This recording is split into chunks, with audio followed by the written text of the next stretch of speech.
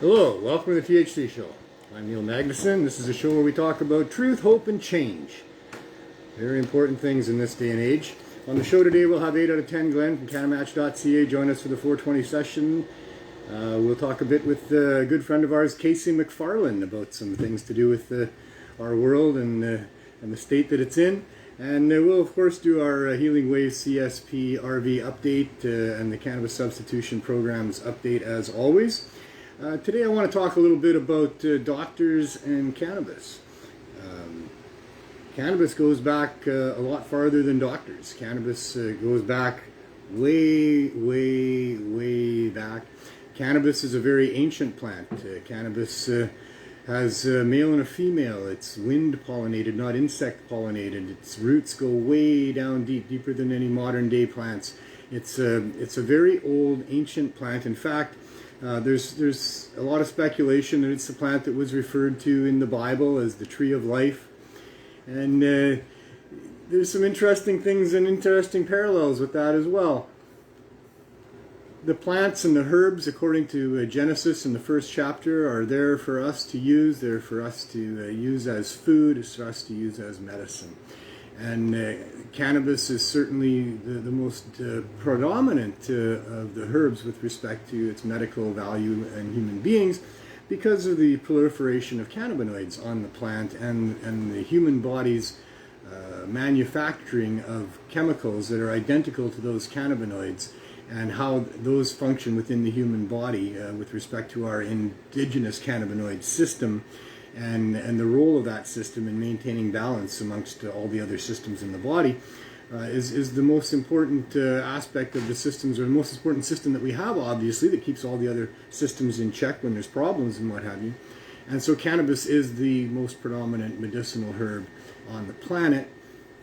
And ethics comes into a big part of how all that played down. I mean, the story in the Bible is all about ethics as well. And do you listen to what God said? Do you listen to what the snake said? Do you know, what choices do you make about these things? Ethics is a huge part of life here. And when it comes to medicine and the purveying of medicine, ethics is at the very foundation of how that is done, or at least it should be. The shamans that were with us for millennia prior to the modern age, that had a knowledge of the different herbs and the different compounds that could be put together and how they could help with people. Cannabis, of course, being one of the top medicinal herbs throughout history, throughout all the different cultures globally. Then we move into the modern era where shamans are replaced by doctors and the herbs were replaced by the pills. Prior to the modern age of medicine, where there was drugstores, but they were herbal drugstores, and it was the herbs that people had been using for thousands of years, and it was the knowledge of herbs that were pervaded throughout the healing of people and the dealing of people with medicinal issues. When the Rockefellers, in a partnership with Bayer Pharmaceutical from Germany, had developed synthetic duplicates of the active ingredients within the herbs that were able to help people with medicinal issues. They authored, or they had a scientist named Abraham Flexner author a report that was widely displayed and talked about, where he talked about how the new age of modern medicine had come along, and now that they'd identified the active ingredients within the herbs and they'd been able to synthesize those and incorporate them into pills, that there was standardized dosages for people. And that was one of the big problems with herbs, is what he said in his report. In fact, he inferred that the herbs were very hit and miss, and they were kind of akin to voodoo medicine. Well, a lot of people took that very seriously. I mean, this is an age where many things are happening and investors are looking for the future and what to put their money into. Prior to that, many investors had been investing in the herb schools and the herbal drug stores. And that report primarily shifted a lot of the investments and a lot of the funding for those herb schools and the herb drug stores onto Rockefeller's medical institutions, mostly attached to universities, and into the modern day medicine. And that's where the future for investors was. And so it didn't take very long, and the herbal medicine kind of faded out of view, and modern medicine came into play. And doctors were trained by pharmaceutical companies with interests of making money, and trained to use pills and not herbs. And the whole thing shifted within a fairly short period of time. And one of the credos of doctors at the time was do no harm. And that all sounds very good, and I'm sure that should be at the basis of what it means to be a doctor and a provider of medical care. But corruption has sunk in, and that's what's happened with all of this. The pharmaceutical companies that started making money off of the sale of their pills became corrupted. That just happens. That's how business works, I guess. But they became corrupted. They became far more about making money than much else. There's a movie on Disney Prime that's called Dope Sick. Disney Plus. Disney Plus, Dope Sick, and it's an expose of what happened with the Purdue Pharmaceutical Company when they were losing money because of regulations and restrictions that were coming down with respect to opioids. But they were poised to lose a good percentage of their business. And one of the members of the ruling family, the Purdue Pharmaceutical Company, is owned by the Sackler family, kind of a divided family, but nonetheless a family. And on the one side of the division of the family, one of the fellows there, Richard Sackler, came up with a plan and an idea, and somehow he made it fly. And I'd like you to watch it. I don't want to give it all away, but I think it is fair to say, the gist of what happened there is that somehow this multi-millionaire company, maybe billionaire company, managed to get some obscure clerk in the FDA, the Food and Drug Administration, to categorize an opioid that they had produced that had a 12-hour time delay on it as far as releasing the active ingredient. And because of that, and because they made claims because of just a thing that was put into a newspaper in the New England Journal of Medicine, just a little blurb there by a guy who wrote all kinds of things about all kinds of things to do with medicine. And they latched onto that, took that, called it a study, which it wasn't, and used that to say that it was only addictive to 1% of the people that used it. And so it got its own categorization through the FDA, and they pushed it like you wouldn't believe. They spent tens of millions of dollars putting together sales forces and coming up with ways of pushing this drug.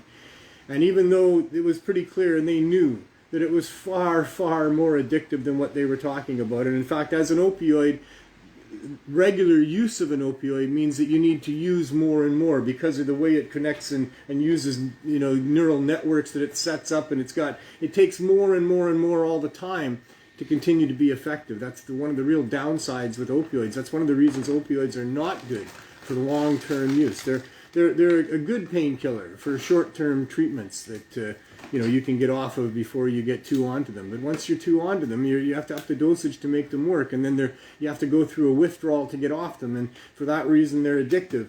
And so the Sackler family knew damn well that this drug was highly addictive, and they knew that people were going to be upping the dosage, and they came up with strategies to answer all of that. That when it wasn't working through the night, you had breakthrough pain, and the pain was just too much. And when people seemed to be addicted, well, it wasn't addiction. It was that the pain was greater than the pills were actually meeting, and so the way to solve that was to up the dose and getting into European markets and marketing this pill around the world.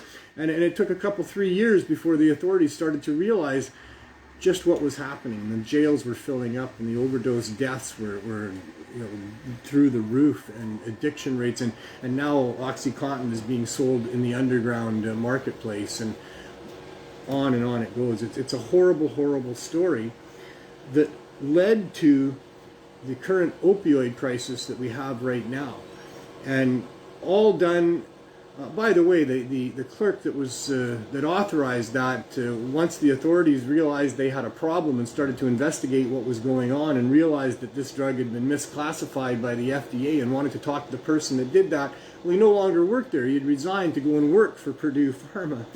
The corruption is just incredible.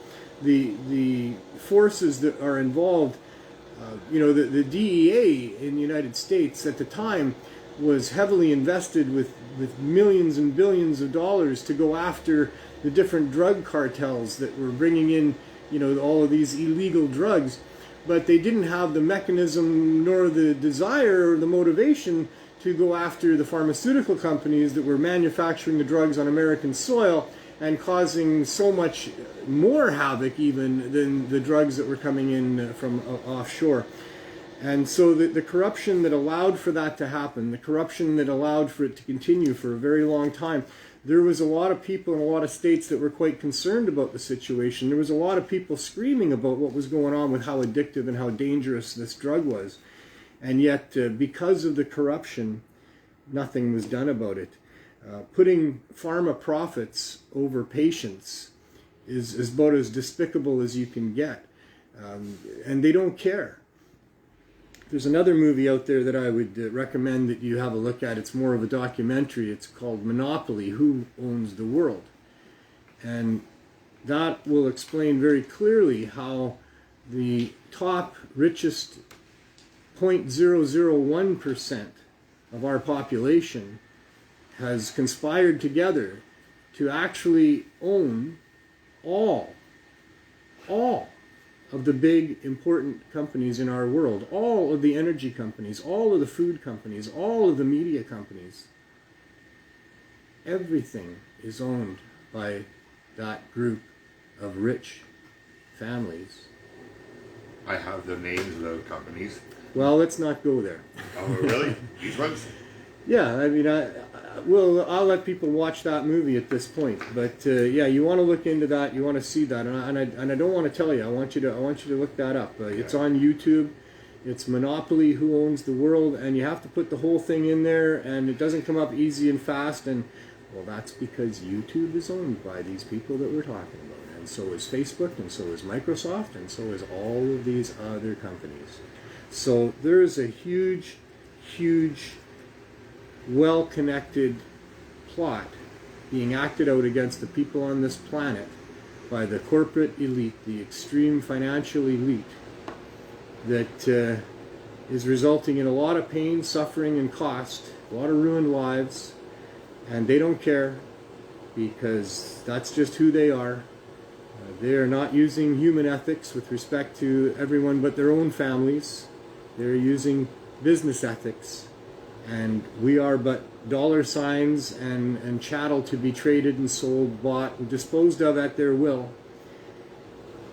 And that's what's going on, and it goes way beyond that. And I really challenge you to have a look at that particular documentary to see all the different ways that they can bribe and threaten and not just own all of these different corporations, all of the corporations that are all tied together, that all make this world work. And you'll realize why the world has become so corporatized in how things operate, including governments. And you'll learn about how governments are under the control of these people as well. And it all makes a lot of sense. So I'm glad Glenn did that and put a link up to that. It's very disturbing. It's what I've been talking about for a very long time. But it's all put together so precisely and concisely, and everything is shown there the way that it should be shown. I've just known, as so many of us know, because we can tell that obviously we're being controlled by big corporate forces that are having their way with our governments. And I've been talking about that on this show since the very beginning. And this really ties all of it together and just shows how that's all happening and why it is that our program of cannabis substitution for opioid misuse is not being supported by government. Governments are supposed to be operating for the people. We have been demonstrating our program for the last nearly 5 years now. In early February, we'll be celebrating 5 years of providing high-dose cannabis edibles to people here on the downtown east side. Since then, spread into 4 cities, and making a huge difference in the lives of people that are part of our program and being helped by us, saving the lives of people. Anybody that wants to have a look at it would understand that pretty quickly. You just need to look at what we've done with our track record, with the people that support us, or come down and see what we do every day here, except for Mondays at the Healing Wave and the Cannabis Substitution Program RV. And you would understand that we're doing immense good here. That people that are really suffering and struggling are finding relief and finding a way out of their struggles because of the efforts and because of the value of cannabis high-dose edibles to get people through the withdrawal, which is the biggest barrier to getting off of those horrible drugs that are risking and taking people's lives. So we've been doing this successfully for all of this time. We have doctors, Dr. M.J. Malloy, we have Professor Zachary Walsh, we have numerous other people that support what we're doing, that have written letters to government and on our behalf to state their support for what we're doing and the value in what we're doing. There are no detractors. There has been no one harmed, other than, most of the people at some point or other will eat too much high-dose edibles and find out where their limits are, and sometimes that can be uncomfortable. But that's the only harm that that happens from using cannabis. So you cannot overdose fatally. You can only overdose and be uncomfortable for a little while. And then you self-regulate and don't do that anymore, because that's just the way humans are. That's how life is. We live life and we experience things and we learn from those things. And we're always trying to avoid pain, and we're always trying to seek pleasure. So it doesn't take too much of an uncomfortable experience to make a person decide they don't want to do that again. So cannabis is self-regulating because it has to be. You can find the right dose for yourself without eating too much. Most people eat too much to find that level for a variety of reasons, and especially the clientele that we're dealing with here, where we're dealing with people that are living in poverty, that many times haven't eaten enough and don't have enough food, and then we give them good-looking edibles and tell them that, these are strong and you should only eat a certain amount, and if you don't know what you're doing, start low and go slow. But even so, many people will eat too much. But that is the only consequence, other than perhaps if it's a strong dose, you might go to sleep, or maybe you'll get hungry if you're hungry, because what cannabis does is it helps you understand within your body what you need, and it helps you get what you need. So if you need nutrition, it'll tell you you're hungry, and on it goes.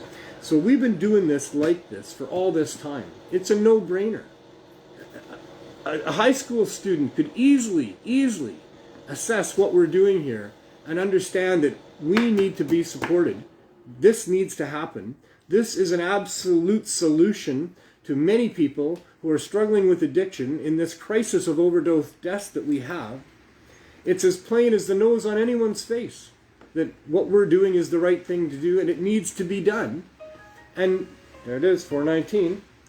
I got one more minute. You got a minute to get it together if you don't already have it together, and then we'll take that sacred moment in time. But yeah, that's kind of where we're at here, is that this is all huge corruption. It's a huge conspiracy, and cannabis needs to be something that is available to people. And what we've done in the last 5 years is not only prove that cannabis is very effective in helping with the overdose crisis, and many individuals will tell you their lives were saved by cannabis and got them off that stuff by cannabis. But not only are we exposing that, but we are exposing the level of corruption that's going on in our world, because we're not getting support where we should be supported very quickly. It has been 62 weeks since we sent our application into Health Canada and to the Health Ministry of Canada. 62 weeks. It should have taken 1 week. We applied under an emergency basis as we were facing eviction at the time, and we were evicted, and now we're in an RV out front here. So this is what's going on. This is what the show's about. This is what we've been showing you. Cannabis works, and we live in a very, very corrupt world. I hope you're willing to do something about it. It's 4:20. Come on in, Glenn. Glenn Wells joins me every week on the show for the 4:20 session. Happy 420, everybody. Happy 4:20, everybody. Light them if you got them. Yeah, I got one. If you don't have them and you want to light them, I'm very sorry about that. I'll share with you, but you're not here. There are people watching from all different corners of the world, and many of them do not have access to cannabis easily. And we all feel for them, and we're trying to do here what we can to make this a global thing. Yes. That cannabis be accepted as a medicine and as a substance that people should have every right to be involved with, and it should be easily available for anybody that wants to have it. It should come to a country near you. Shouldn't be run by these corrupt people just wanting money. They want to milk us dry. Oh, I watched that Monopoly movie. That's amazing. Oh my God! Oh my God! Oh my God! I mean, it's nothing I haven't been talking about for all this time. No. I do allude to it all the time. Yep. But holy smokes, when you see it all laid out like that, and just watch it, man. I'll tell you, watch that before it's gone. Right? Before it's gone, because probably it's going to disappear. Isabel's mom goes, well, that's what I've been trying to tell you, Glenn. But even though those companies do own all that, there's not much that we can do because they own all that much, right? There's we not just much have we to can do. try to live our lives the best within their means or whatever, and try to make the best of it because I think people are so fucking rich that there's not much we can do about it. They're going to just influence people and buy people, and that's it, Yeah. Right. Very, very corrupt ways of doing all of that. You can still live a decent life. You can ignore all of that. You can hide somewhere. You can go along with it and get along. You can do all of that. I think you should try to put a wrench in what they're doing somehow. Yes. Yep. I think you should, need work bigger for numbers. good people to get into politics, even though, that's such a nasty scheme as well, where they've understood how to circumvent our democracy for a very long time. And just with 1%. Right? With 1% of what? Yeah, well, the companies they own 0.001% of these, and which allows them to control. I think that's what the video was saying, wasn't it? No. Oh, okay. No. All right. 0.001% Yeah. is basically how much of the population is involved in being the investment companies that provide money to all of these companies. Yeah.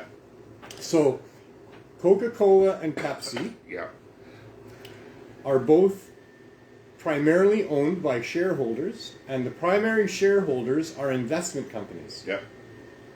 There are a dozen or so investment companies. There are 3 or 5 really large ones.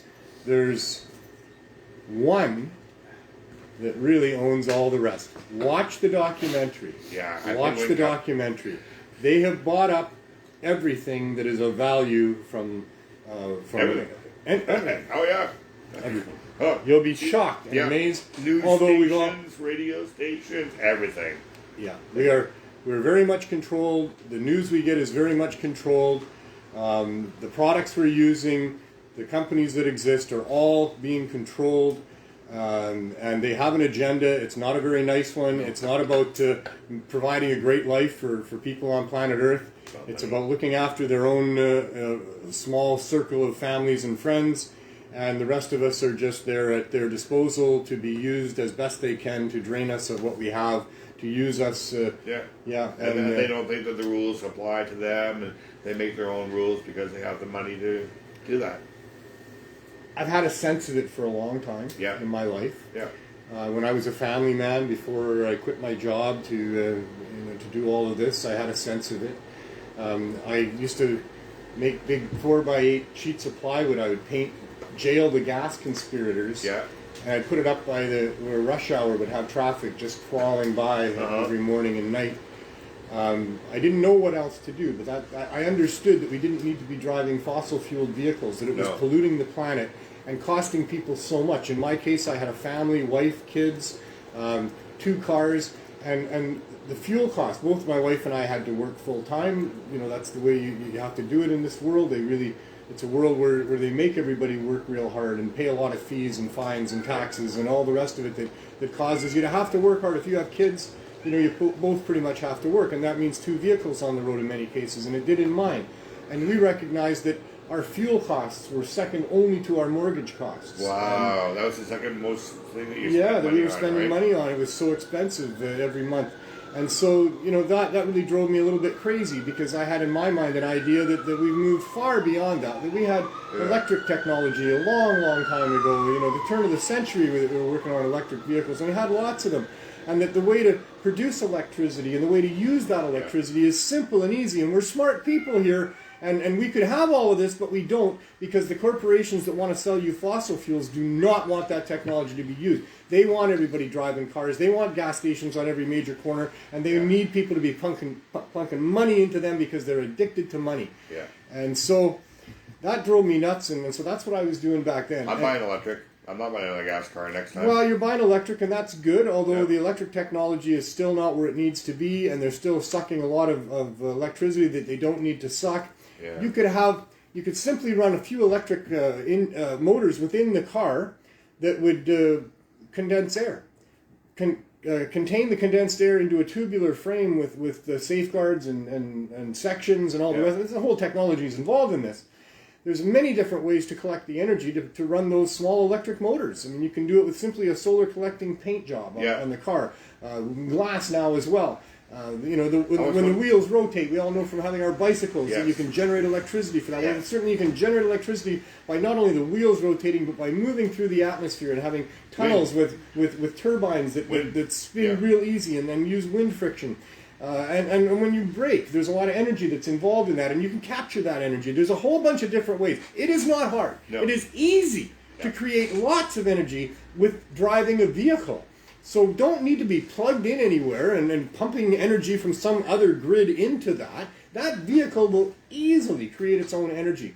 But they don't want that. They don't want that. If they can't sell you electricity, you can't have an electric car. This is the world we're living in. It's so corrupt. We could be so far advanced in our world if these huge financial corporations weren't invested in only giving us technology that they can make money on and keeping it there until they give us the next model that they've had for years. But it goes on and on and on. And it drives me a little bit crazy. And so there I was, a person like that, being driven a little bit crazy, understanding the tip of the iceberg.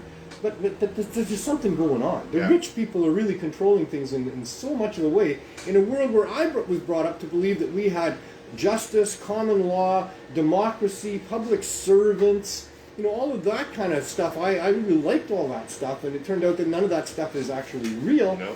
It's given to us as an illusion in a package that really isn't what it says it is at all. Justice is not for us, it's for them. It's just us, and they mean them. And that's very clear, and you can see all of that anytime you read a newspaper or go into a courtroom and watch what's going on in there, and especially with cannabis. Yeah. So there I was, living in the mainstream, and being a cannabis consumer, aware of corruption, but tip of the iceberg stuff. And then I get involved with going to the pot protests because of 420, and my son turning 16 and wanting to smoke weed, and then I ended up looking into it, of course. I mean, that was the journey I was on. And boy, I'll tell you, that long weekend of helping out David, who was putting on the pot rallies, and learning all what Jack Harris said in The Emperor Wears No Clothes. And going, my God, this is so wrong. Yeah. And I don't like things that are so wrong. I'm a Neither guy I. who likes reason and Especially right. against children.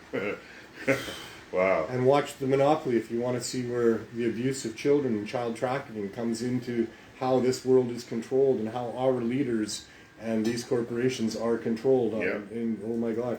So yeah, that did it for me. I was just helping out with the renovation so that David could have his little school there and do his thing. And I had been helping out with the pot rallies for 5 years, and I'd never really paid attention to some of the stuff that was said. There wasn't a lot of stuff. It was early days of 420. It was like a megaphone, and a few people would say things, and I said things too. Yeah. I got up there every time and said, hey, I'm just a mainstream guy working and living in the mainstream, and I know this is wrong. And so I got this article written by Emily Murphy, and she talks about cannabis like as if it was some horribly contagious, violent-inducing, fucking explosive device, and reefer madness, and so I would read that. But during my first 5 years of doing that, I did not understand much of it. I just knew it was wrong. I knew this was crazy wrong, but it wasn't until David asked me to help him to put together what became the Herb School, just 1 block away from here. It became the second dispensary in Vancouver, and so after the Compassion Club. Yep.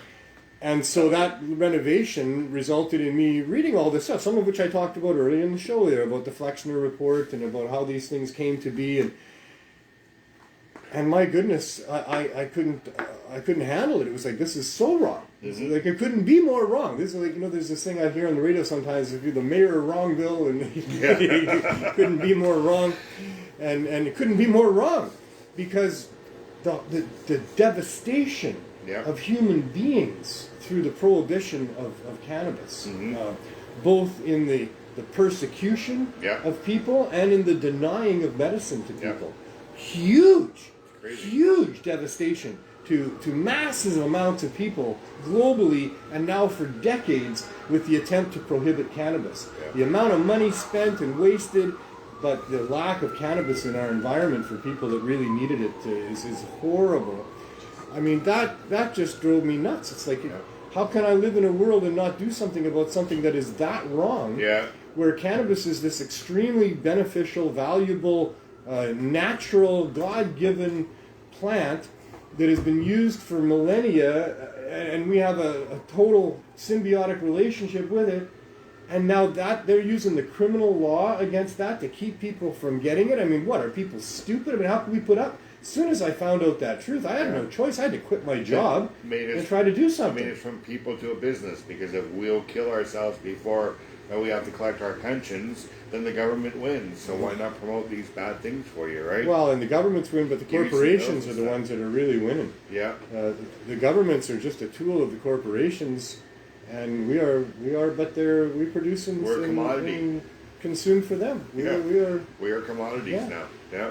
We used to be people and human beings, but now we're just a big dollar sign to everybody, right? Yeah, we're a big dollar sign to these people for sure, and that's not bad enough. The worst of it is that it's really, really hurting a lot of people. Yeah. And If they would treat us like people, then we probably wouldn't be so bad off the way it is right now. they have been afraid of us forever because we are so many more than them. It's Yes. hard to control a huge flock, Yeah. you know? Yeah. And so constant distractions, constant fear, constant So reasons like they're to be scared afraid of us, things. so they have to keep So us they down. keep us scared. Yeah, they keep us scared. scared all the Yeah, time eh? about Yeah. a lot of different things. So. Yeah, with a lot of different things. A lot Yeah, of different and then things. another thing after that, another thing after that, Yeah. and another one after that, without And- saying anything about the elephant in the room. You know, There's been numerous elephants over the Oh, course of history. yeah, I know. We're in one of the largest ones right now, Yeah, and yeah. we'll see how things go. Wow. I like to have hope, and I hope that when people watch this show, that they end up walking away with some hope, Yeah, and there is still some hope. I'm not sure I have much faith. It's kind of like me and the Canucks. like you I know, said in my that post a couple of days ago, hope can be exhausting, right? hope can be exhausting. Yes, it but can it's, be it's, real. it's, It's like, it is wow. extremely important It to, is. to have hope. I mean, if Yeah. you lose hope, I mean, We would have probably made it to the moon if we did, right? Because we Oh, hoped no, that the you rocket have to would have make hope. it there Oh, and man. land there, right? So, and we did. So we do have some hope, but every yes. time you eat a meal, But you have hope. yes. You know. But And hope is very depends on what important. that you're not going to choke and die or something. Well, that you're going to live, that you want to live some more. Yeah. I mean, you demonstrate your will to survive every time you have a meal. Yeah. But we need to do more than survive. We need to thrive. I think that's what we should strive for. I think that is the hope. I think that's the hope that we have for all of our children, is that they will not only survive, but that they will thrive. Yeah. We live in a world of abundance. Nature aside, which can really mess things up for people, nature being what it is, but still within that, there's plenty of space for human beings to live a life of paradise and Yeah. a life of Eden. But in a world where greed rules the day, and power is what people strive for, and the way that power corrupts things, this is the result, is what we're living in now. Is where we're sold a bill of goods about being free people in a democracy with public servants. And the truth of the matter is that we are but servants to the Yeah. corporate elite, and we will obey or else. And so, and they yeah. said slavery was abolished, eh? Now we got money for doing the same work, kind of thing, right? I mean, But, slavery as it's portrayed in our past, in our history, Yeah. was obviously a horrible thing, and I don't know that we should be comparing what we have going on here to slavery, I meant but like the way they enslaving control us. populations Yes. to work for you Yeah. is still going on, and it's Out of fear. evolved, from Yeah. where it was to how it is, for many, many different reasons. It's not right in the first place, and we're more than them, and and it's expensive having slaves. It's hard having slaves. They don't work as well as you would like people to work. They try to escape all the time. You have to feed them, and that's expensive. And they even want to sleep and not work all the time. And you have to guard them. And want to escape. So there was a lot of effort and cost involved in trying to force people to work for you. These same bloodlines of people have figured out how to get people to work pretty damn hard and be happy and proud to do it, and pay a whole bunch of their money into a bunch of different things, from the not just the taxes you pay, but for the money that you're paying for the food that you're eating, for the consumables that you need, that are all being provided at greater expense than they should be. We're being gouged like crazy for a whole bunch of things. We're being marketed a bunch of things that we don't need. They know how to get into your head. They know how to make consumers out of people, and we've all become consumers. We gotta have the latest thing. And hey, it's Christmas time, isn't it? Are you going shopping? Because we don't have much time left. 26th is coming up. Go spend some money there. That's it. I hope if you at least do that, that you spend your money locally and you give it to people that are using it to feed their families, and not giving it to corporations that are going to use it to give millions and millions of dollars to corrupt people on top. At the beginning of Christmas, they always have these surveys that say, oh, people are going to be spending $1,000 even before Christmas shopping. So now they've got it in your head to go out and spend $1,000, right? Because everybody else is doing the same thing, right? So, yeah, it's the world we live in, and we try to make the best of it, and that's what we should do with everything. And there's logical reasons for everything that there is, and there are some ways to combat what we don't like in life. And like I said before, we are, as beings, programmed to avoid pain and seek pleasure. So let's keep doing that. I don't like the pain of corporate rule and not being a free person. I'm looking for the pleasure of having freedom and having abundance in my life, and having abundance for everybody in their lives, and not having the poverty that we witness and the pain that we're witnessing because of policies driven by corporate elite that are bleeding us for everything that we got, and the poor people are suffering big time for that. And in a way, we do have some freedoms, because like in the Taliban, we're not living where a country where you walk outside and people are shooting at you, right? Sure. So we do have some freedom. It depends on what side of the fence you're looking at, right? We are freer than many others. Are, we are freer than we have been in the past in some ways. We are also less free in some ways as well. More scrutinized, more surveillance now, more ability of government departments to communicate and trap us and all, Yeah, I know. Everything's just like a push of the button now. Right? It's an interesting world. It is a dynamic, fast-changing, interesting world that can go several different directions. And if we work together, we can make it go the right way. If you do the right things, even if you're working separately, if we're working on the same kind of issues, if we're all recognizing the same kind of threats to the freedom that we want to have in the future and how we want to live our lives, then we have some hope that we can get there. I think there is a good chance that we can overcome this. I don't know how yet, although this is our best way, is low barrier access to cannabis. Don't let them have cannabis. Don't let them force everybody to only buy cannabis with high barriers at high cost and with still all the same reefer madness and prohibition in place that's been going on forever. This is the biggest example of us not being free. If they own that, they'll own it all. They'll own us. We'll lose. We can't lose the cannabis side of things, or we lose the whole side of things. And it'd be surprising that the U.S. government is so against cannabis when they own the patent to it, right? Well, they own the patent to it, but they need to be able to control it. Yeah. And so people can grow their own. Yeah. Grow your own. Grow your own. You know? I did. It's working out. You did. We're all growing our own. Everybody grow your own if you can. Yeah. And it's good medicine for you. And hell yeah, they should be using it for making clothes and textiles and all kinds of other things with. And hell yeah, it should be medicine. But it shouldn't be expensive. It should be cheaper than other medicines. Yes. It should be cheaper than other textiles. It should be cheaper than other fuels. It's 10 times more efficient than the next in line for ethanol fuels and biofuels, which is corn. 10 times more efficient because of the nature of the plant and the way that it grows and how we can harvest the energy out of it. And on and on and on it goes. We should have an abundance of things because we should have an abundance of cannabis, growing not just for our own medical and recreational use, but for all the different things that it can be used for. The plastics that we use should not be plastics derived from fossil fuels that take forever to decompose and pollute our environment, both in the extraction of it, in the manufacture of it, in the use of it.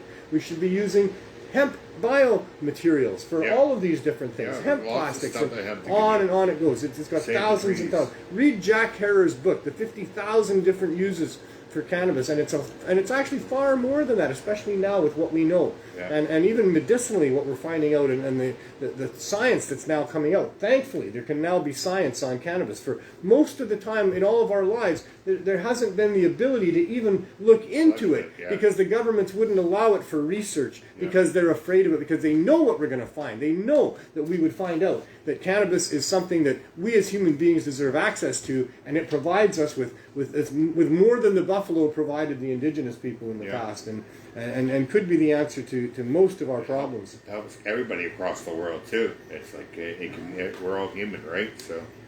Yeah, and right now they're still executing people for in some countries, yeah. for a couple ounces of cannabis. It's crazy. Oh yeah, and China too, right? Or something like that. You can even possess it. I think it's for like. I think when I see somebody smoking there, they had to go smoke on a boat in the middle of the water. It makes you crazy. Yeah. And that's the point. It's like the Germans when they developed the first ammonia gas that they released. Yeah. The point was to drive the other side crazy, to not ever want to fight with them, to be like, oh, no, they're too powerful. No. They want us scared into submission and not thinking that we can do much. So let's do things. Let's do what we can. So we're doing Tubes and Doobs. Tubes and Doobs? Yes. We did that last year. Second annual. Thanks to Sterling. Shout out to Sterling. Yeah. He got this going. He's actually there. Good old Sterling. So, brother. I believe Neil has a link that he can put up there in the comments for the GoFundMe. These lovely shirts can be yours, not necessarily the ones we're wearing. I'm not sure you want the ones we're wearing. These, yeah. Well, they might pay more for these. Value is a funny thing, A little bit of sweat, some ash from my joint. This might make it more valuable. Little burn hole here and there, burn holes. DNA in the underarms, all that stuff. High value these days. If I was Einstein, it would be high value, I'll tell you. Oh my God. But so we're going to provide socks, blankets, anything warm for the people of the downtown east side. There was hot chocolate last year that we did as well. Because we got some money and we got some donations, and that's how we did that. Dana and Cindy helped out also. Right, a lot of people helped out. Yeah. And we're going to do it again, so you can help out too. Yeah. And I believe in win-win all around every time I do anything. Not only do you get the benefit of helping us help people that need help, which is plenty of value all on its own, but you can own one of these fantastic Cannabis Substitution Project shirts, and that's got to be a collector's item, you would think, down the road, maybe when we make history by actually getting what people deserve to have, low barrier access to cannabis. And so we'll give this out on the 21st. Your show on the 21st. That's a Tuesday. And we'll be able to hand out all that stuff. So all your donations that you guys put out there, you'll be able to see on the show what we've done with them. So minimum $25 donation, and we'll send you... we'll take anything. Well, I mean for the T-shirt. For a T-shirt. Yes, okay. We'll take any kind of donation, but if you give $25, you get a T-shirt. And we have all sizes, right? I think we have all sizes of T-shirts. We have a fair amount of that. I think we can handle shipping for that. Yeah. I think so. You think so? All right. I don't know. We'll see how good. I hope so. How fun the GoFundMe goes. Yes. We just put this together like moments before the show actually, and decided that we'd do the T-shirt thing. And so I'm not sure what the shipping costs are. I haven't done the math on it. I'll cross my fingers on that. Yeah, we'll see how it goes. We'll try to make that work. I do have a Purelator account that would give us a bit of a discount. A T-shirt's not that much. No, it's not that heavy. It's not that heavy, so it should be okay. Yeah, sure. We also, by the way, have these hoodies. Yep.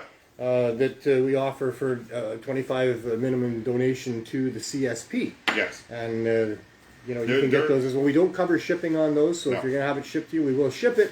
But you would have to cover the shipping costs, whatever they are. We don't put a markup on that. And you only have certain sizes, you were saying, right? Yeah, we don't have mediums. No mediums. So you got some extra large. But the large are not too large. They're just like 1 inch bigger than the mediums. And then there's extra large, and there's some double extra large as well. We have a few smalls left as well.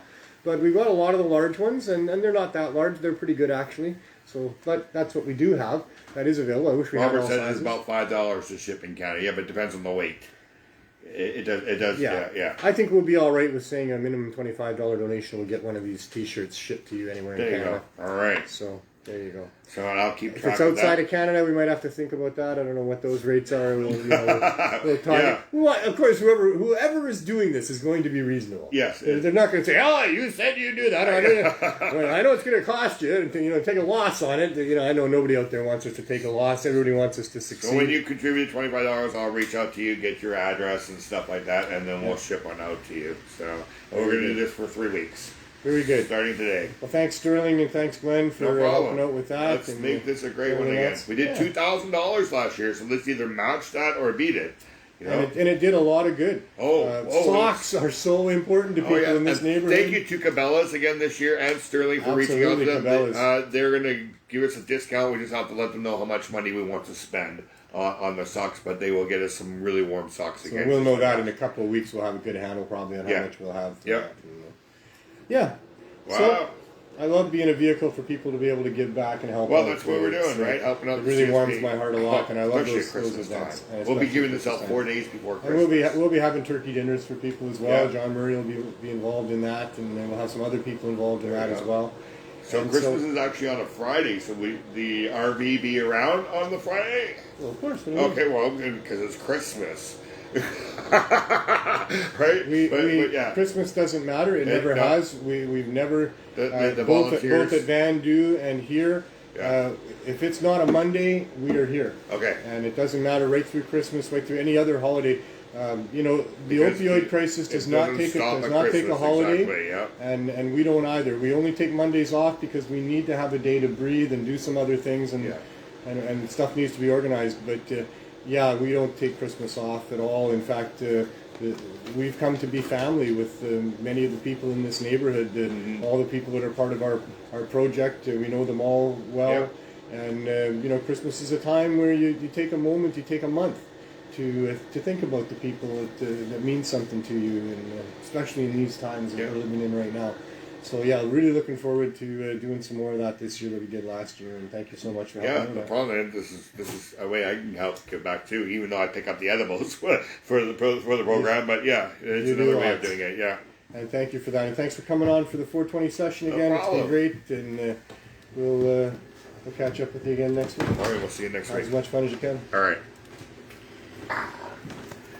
So, typically at this point we would have Jerry Martin, but Jerry has been struggling lately with some issues, and he won't be able to make it this week. We really wish him all the best, and I hope that everybody does that. We've chronicled Jerry's studies or struggles over these last 5 years. Is it 5 years? I think. Almost. Yeah, well, no, it's 5 years. This is it in November, right about right now. Jerry Martin was raided in his dispensary in Whitewood, Saskatchewan. A fellow that had been trying to give back to his community after a hard life prior to that, and had been doing that for over 4 years, operating a medical cannabis dispensary under full protocols as designed here in Vancouver for our compassion clubs. He expected to be incorporated into the mainstream when legalization came along, but instead Trudeau's legalization does not include medical patients having storefront access to cannabis. It is in fact involved more tax dollars going around and preventing access to medical patients for cannabis, forcing them into the underground marketplace if they can't get a doctor to provide them with permission to be able to either grow cannabis for themselves or have it grown for them, or last and worst choice would be to have a government producer provide medical cannabis to medical users, when really all they're doing is providing, by their own definition, non-medical cannabis to non-medical stores, but it's the same cannabis that they provide to medical patients. It's a convoluted, corrupt system that's going on here, and so it's so convoluted and corrupt that Jerry Martin, with 1,000 members helping him, being helped by him, with, in many cases serious and debilitating conditions, was then by our government, because of legalization of cannabis, prevented from continuing to help these people, leaving them hanging out in the cold with no ability in many cases to find cannabis for themselves in a small town in Saskatchewan, and especially with the laws still the way they were. And at that time, of course, no government stores yet or anything. They hadn't set that up, but they were setting it up, and Jerry was demanded to close his store. And of course, you can't close your store when you have 1,000 people relying on you by a corrupt government that has deemed you illegal since the moment you opened your store to begin with, and all the time it's been open. So Jerry, like anybody else, continued to help his customers, thinking that they wouldn't really come in and stop him, and he would eventually be given a license of some sort. But no, they came and arrested him and seized his store and seized his properties and threatened him with jail time and all kinds of horrible things, and persecuted him and went after him, and it's been now 5 years, and he still hasn't got a judgment on it.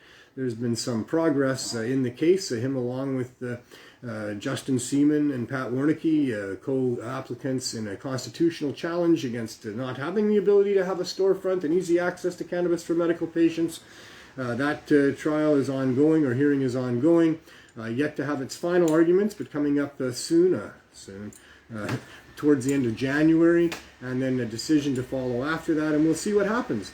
But it's been a horrible struggle for Jerry, and a horrible struggle for so many other dispensary owners that I know that have suffered greatly and lost a lot in their attempt to just try to get easy access for people that need it for medical purposes. And so Jerry's case is something that we're going to continue to monitor and inform you on. That's where it's at with that. He continues to work on another aspect of rights and freedoms, if you will, the Freedom of Thought project with respect to human beings having access to plants that have psychedelic effects. And not only psychedelic effects, but effects that include the reset of damaged brains, improvement in memory and function, relief from depression and anxiety and pain and addiction. All of these benefits can happen with the use of psychedelics when used properly, and yet they've been withheld from people by the powers that be for reasons that make no sense and are not justified in any way, but are still on the books. And when it boils right down to it, all it's really about is you not being able to change your frame of mind to something that would suit you better, perhaps, than where you're at right now. And for many people who are stuck in frames of mind that it's very difficult for them to escape, that are very difficult for them to deal with, to have that option taken away from them is cruel, unusual, and criminal. And yet our governments have been conspiring to have that be the case for a very long time. And Jerry's been working hard on trying to overcome that. So microdelics.ca is someplace that you can check out and perhaps procure some micro doses of psychedelics with analogs that are still within the legal framework, but still provide access to the benefits of the illegal analogs. And so mindtech.ca, microdelics.ca, check that out, see what Jerry's doing on that, and be part of that if you can. There's ongoing studies coming up where people can give their own testimony of how these things have helped them, and that can all help us in the pursuit of freedom of thought, something that I think we would all like to think that we have.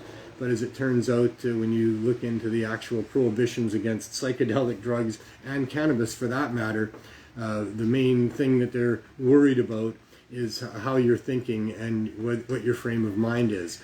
Cannabis and all of its cannabinoids were only illegal if they contained a significant quantity of the cannabinoid THC, the cannabinoid that binds to the receptors in the brain that provide euphoria for people that are trying to deal with medical issues. That was the one component that was deemed to be necessary for it to be marijuana and illegal to possess, grow, or sell. So that's what's going on with that. We're still trying to pursue our freedom both physically and mentally through all of these different pursuits.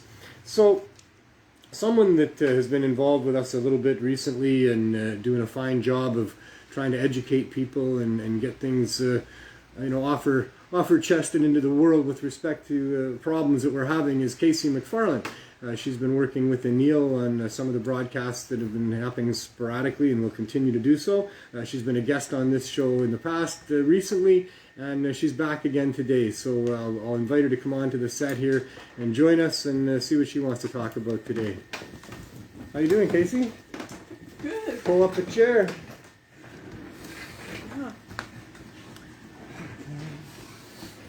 Another cold, rainy day in Vancouver. It is, yeah. What do you feel about the state of the world? What do I feel about the state of the world? We're just going to keep it simple, you know? Yeah. It's kind of hard to do. How do you like our quest for a community cannabis store? Low barrier access. Yeah, I think it's important because not only, like, addiction doesn't just affect people on the streets, you know?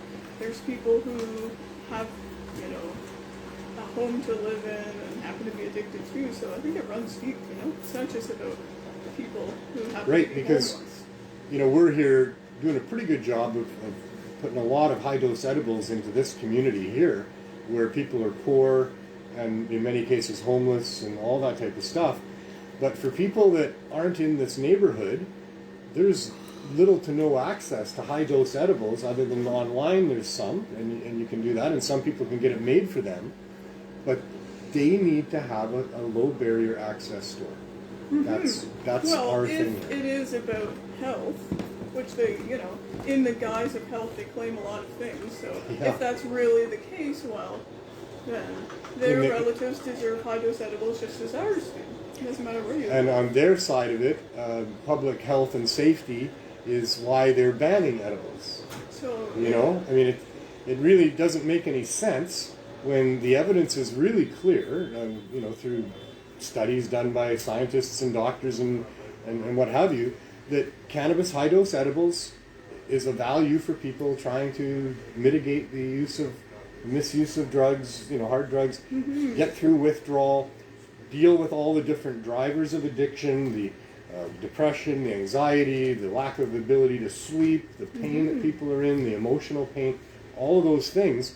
And yet, for their side, they don't recognize that at all.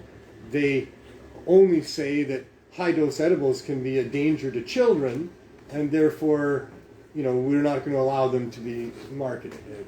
It makes no sense when they don't have a whole bunch of children that have been in any way significantly harmed by these what things. if you had a child, say, who was maybe like 7 or 8, and they were having terrible seizures all day, right? And You would want that option to be able to try cannabis, because by that time, if you have a child like that, you've heard that many families are able to be helped by cannabis, and those symptoms can be relieved or much reduced with cannabis, depending on the type of epilepsy.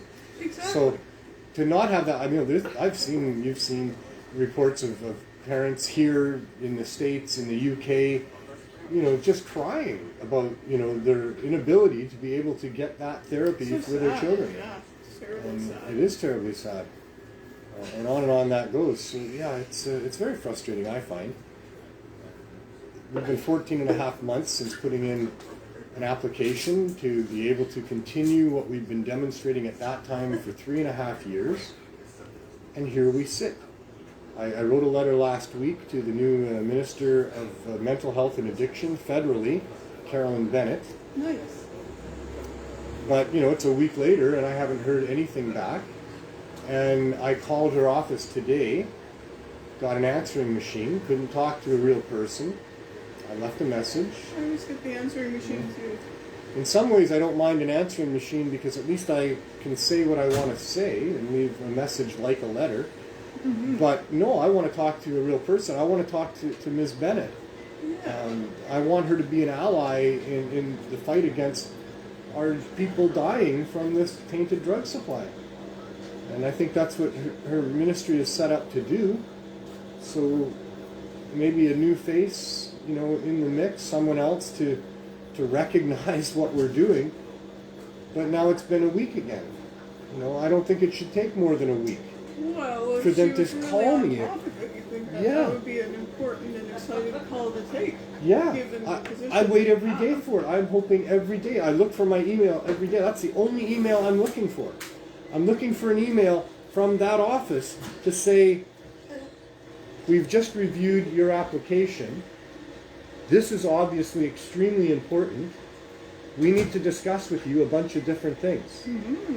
That's what's got to happen. And here I am waiting a week later, so now I'm phoning their office to try to spark that conversation. And that's not, you know, anyway, I hope really hope that this new Ministry of Mental Health and Addictions and Carolyn Bennett have the right motives and are not corrupted the way that so much is in this world. I really hope that they've been given those positions not because they will toe corporate lines in using pharmaceutical answers to the opioid crisis, but they will step outside of that box and be willing to look at the evidence and be able to make choices about, yeah, let's give this to the people. Let's put this in the toolbox for people. Yeah. Let's allow families to have this option, for their young people that are either now looking like they're going to go down the path of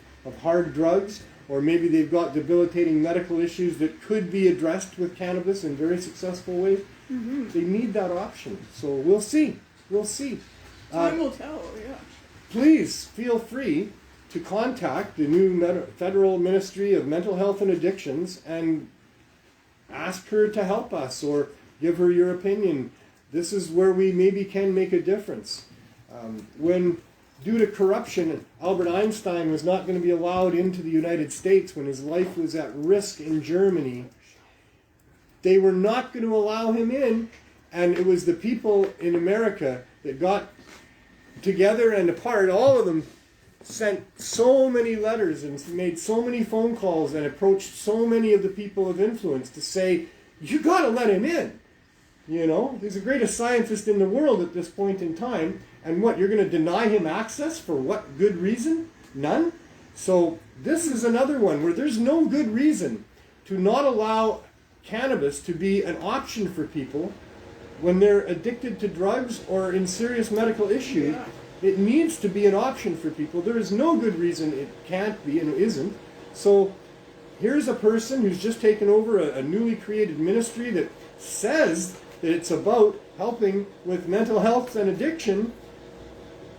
If we all contact them and say, here's a solution that needs to be in the toolbox for people, we need this option, maybe it'll make a difference. It's a possibility anyway. Well, it's going to make their lives way easier.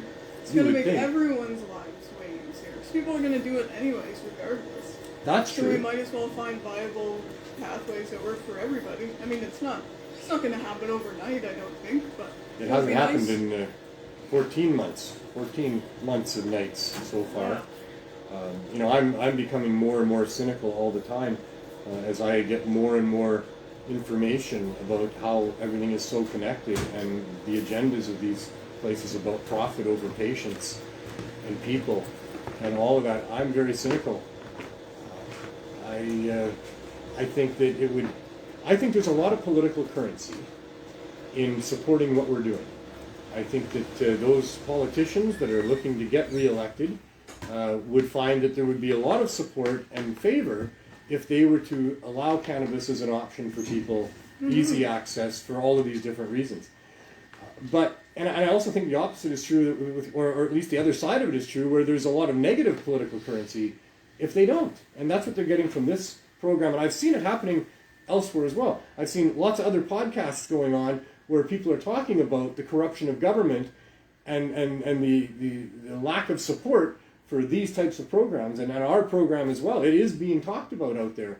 So there's that. But I also think the opposite of it is that they have a lot of answering to do to some very, very powerful people if they go ahead and allow for low barrier access to cannabis in a world where they want to control it and keep the price up, where they can make billions on people.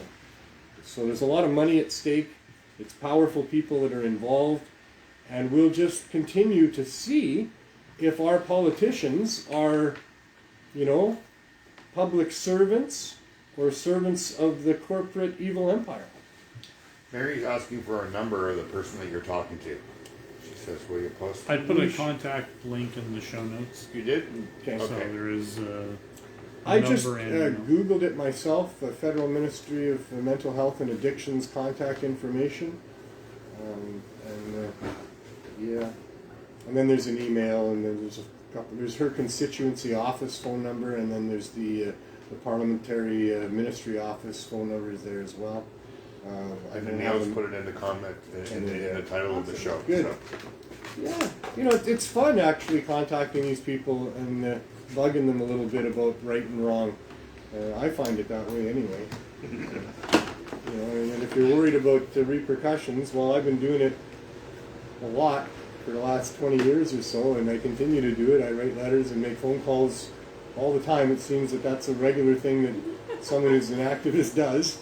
And, I haven't, I don't get much reply back. That's what happens. They ignore you. I don't see any evidence that I'm on a list of people that they're going to hit, or that there's been any attempt to discredit me or ruin me financially, or because it's not much to ruin. But I've been, to my own surprise, left alone by that evil empire. I'm just probably not making any difference. Maybe if you're making a difference, they'll stop you. I don't know. But I think I've made a little bit of a difference.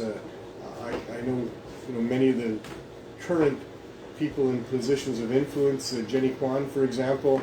When I sent that letter to the Federal Ministry of Mental Health and Addictions, I also copied it to the Provincial Ministry of Mental Health and Addictions, to Jenny Kwan, to Don Davey, the opposition health critic, to Steve Ray, the deputy police chief here in Vancouver, to the CBC, to several other people. And Jenny Kwan contacted me back and said, please give me more details on what's going on. So I sent her our whole application for her to have a look at. So there are people that are being influenced by what we're doing here, and they are advocating on our behalf, behind the scenes. And I'm hoping that a whole bunch of you people do as well. You never know what a letter can do.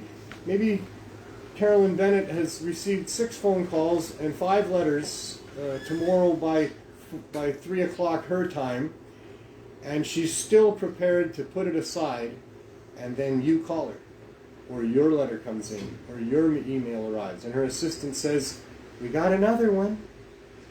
Mm-hmm. And then she goes, all right. At some point, you reach that critical mass point where now something's going to get done, It might not be the first 30 letters, it might not be the first 40 phone calls, but maybe it's that next one, right? And then they're going to, and then she's going to go, all right. And then when she starts looking into it, she gets a conscience. She realizes she's in a position where she can really make a difference. Mm-hmm. And she's probably been sold on the idea that cannabis doesn't work. She's probably been... A lot of people are bamboozled. They are. Mm-hmm. Yeah, these people are. They're definitely influenced by advisors, and in many cases the advisors are people that are advocating on behalf of, powerful influences. And so, I had a doctor recently tell me that when approached for trying to get some of our members qualified, because we want to, as a society, our Serious Hope Society wants to be designated growers for some of our clients to be able to have a licit supply. We are trying to have a licit supply of cannabis. We want all of our trusted suppliers to be given licenses, to be allowed to continue to supply us. We can test everything that they send us. We have all that ability. And they've been trusted in sending us good products for a long time. They want to be licensed. They want to be permitted to do. They don't want to live clandestine lives of worry and fear. So, we should be getting all this. But this doctor who I approached was very concerned about, prescribing too much. She thought 5 grams a day was enough. Well, it isn't when you're talking about high-dose edibles, and it isn't when you're talking about people with hard drug addictions or serious health issues. And she was saying to me that, it can be addictive for some people, and blah, blah, blah, and other things. There's talking points that they have where 7% of the people, they don't call it addiction, although they do call it addiction, but mostly they say become dependent on it. Well, the 7% of people they're talking about are people with serious conditions that have learned that cannabis has helped them, and when they stop using it, now they got their conditions not under control, and yes, they're dependent on cannabis as a person with a broken leg is dependent on the crutch, so It's insane what they do, but they've been doing it for a long time. They have ways of saying that, oh, the children, the developing brain, it's an issue. They say that you have your own endocannabinoid system, that when you flood it with external cannabinoids, you overload those cannabinoid receptors and cause an imbalance in your endogenous cannabinoid immune system, system. Mm-hmm. And yet that's not what's proven to be the case. It's not. What's proven to be the case is cannabis really helps people. People really like it because it works for them. Proven for millennia here. Yet they've got all these ways of saying, no, it shouldn't be legal, you shouldn't have access to it. What's so weird is how long people have been using cannabis. And how come someone just has the right to dictate who does what with something that's been here way longer than we have? And So, not only who that, did? but we've been relating to it for a long time as humans. It was Congress in the United States. It was the Rockefellers, in a partnership with Bayer, that came up with synthetic, isolated components of the herbs that they could put into pill form, that had Congress make cannabis not illegal. What they did was they priced it out of reach for everybody. They made it so that it was not profitable to grow it, trade in it. You had to have a stamp issued by the government to be able to grow cannabis as a farmer. And then when farmers wanted to get that stamp, it was not available to them, and it was going to make it cost prohibitive anyway. So they went through all that. Well, there was a doctor, I believe his name was Brown, Dr. Brown, went to the, I'm not sure it was Congress either, but it was an arm of government that was the Ways and Means Commissions in the U.S. government. It was now taxed with putting this tax onto cannabis, which was going to make it unavailable Do you know what year this was? 1935, I believe. Okay. And so he went there and said, look, this cannabis is part of our pharmacopoeia. It's the second most prescribed medicine and has been for a long time. It's in so many of the different formulations for so many different things, which is all the way it was back then. He said, please don't take that away from us. And he pleaded with them to not implement these taxes that they were putting on there. And they assured him that the future was looking bright for medicine, that everything was under control. There was a new age of medicine arriving where there was pills to replace cannabis and all that it was being used for, and all the other herbs as well, and that he should just relax and trust the government that that's what was going to happen. So there was a brief effort on behalf of the medical establishment to not allow the prohibitive measures that were being taken against cannabis at the time. Wow. But this new age of modern medicine. Also watching Dope Sick and the chronicling of the Purdue Pharma Company and their tactics and techniques in marketing and getting their product into the marketplace and replacing other pharmaceutical companies' products and what have you. A lot of unethical practices, a lot of very sophisticated ways of forcing the marketplace to shift and shifting it through things. You got to watch that one too, Dope Sick. There's only been 4 episodes released. The 5th one is coming out tomorrow on Disney Plus. I guess I'm promoting Disney Plus, but I am saying that I've watched those 4 episodes, and that's information everybody needs to understand about the level of corruption, the level of depth that it can go with huge companies, with huge influence, and all kinds of other stuff. It's anyway. I ramble so much on this show, That's what it's all about. You're rambling about the purpose of the show. And it is kind of what it's supposed to be about. No, I think it's a worthy cause, worthy endeavor. And there's also talk about hemp being kind of useful for a lot of things, like clothing and I mentioned before, building 50,000 plus uses according to Jack Hare, and that was a book written how many years ago now? I don't know, decades and decades ago. Regenerating the soil, I think. It helps to bring life back I to asked soil. last week that John Murray, and I've talked to him since about that, and he's going to put that together for us. It's a very difficult task because there's a lot of tentacles to the attempt to prohibit cannabis and what that has meant with respect to a carbon footprint. how much of a carbon footprint is there in, in all of these different aspects? I mean, right away I think of the DEA and the amount of gasoline and airline fuel, and there's a lot of travel involved in what the DEA does. There's all of the cost of prohibition and how much that has affected our climate and our world. And then there's the denying of cannabis to offset the carbon footprint of cotton and other things that we would otherwise be using, cannabis fuel instead of fossil fuel, on and on and on it goes, right? You hit the nail on the head. This is such a huge, all-encompassing thing that's going on with the value of cannabis that's being denied and restricted and over-regulated, so it's overpriced and cost-prohibitive, where it should be so easy and cheap because it grows so easy and cheap in mass scale outdoors. Mm-hmm. Have you seen hemp fields? Not many, but I have seen some hemp growing in some fields, and it's beautiful. And it also, in regards to building, its life cycle is short too, so you don't have to wait a really long time to get boards. And I'm saying never chop a tree down to build something. We've been doing that, and it works well too, but maybe not like all of the trees all at once. Hemp, it's beautiful. Yeah, I mean, toilet paper comes to mind. Mm-hmm. The amount of toilet paper that's being used and the in the world. transportation, to get the toilet paper to different places. So much involved in the logging and all of the different processing, and it's so much easier with hemp. Yeah. That's just one paper. Better quality paper, lasts longer, but never fits into the corporate agenda. The value of hemp, if used properly, has been expounded upon by much wiser people than me. Many times I've read quotes from people through history where cannabis could save the world, really, literally, in so many ways.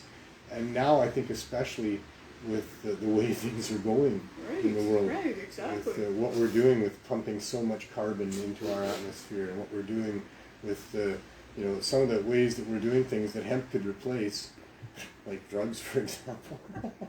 Right, the list goes on. I was reading Sam Malachi's book, an excellent book, but he didn't quite give the right take on hemp, suggesting that nature had provided these two different strains of cannabis, if you will, or families of cannabis, where one doesn't contain THC and the other one does. And it wasn't that. It was the U.S. government that decided that hemp was still so valuable for things that they needed for their war, that they needed to have it grown for those purposes. So they selectively bred the THC out of two main strains of cannabis, and that became the modern day hemp. And they still selectively breed those strains, and there's now many of them, all from that now family of cannabis strains, where they've got the THC levels way down. And they have to continue to reset that all the time, because the hemp plant, or the cannabis plant, wants to have a higher profile of THC in it, and will naturally mutate back to that. There's more farmers growing cannabis or hemp in Canada for seed to keep maintaining the purity of those strains that don't have THC than there are farmers growing cannabis for food and oil and textiles and other things. Wow. Yeah, it's a huge, big task that's just there because they're so afraid that the cannabis plant grown industrially will have higher levels of THC in it than what they want in the marketplace. And maybe teenagers will go, and this is the fear, the teenagers would go ravaging through hemp fields to get the THC-laden buds, and then use it to go crazy and insane because reefer madness and everything.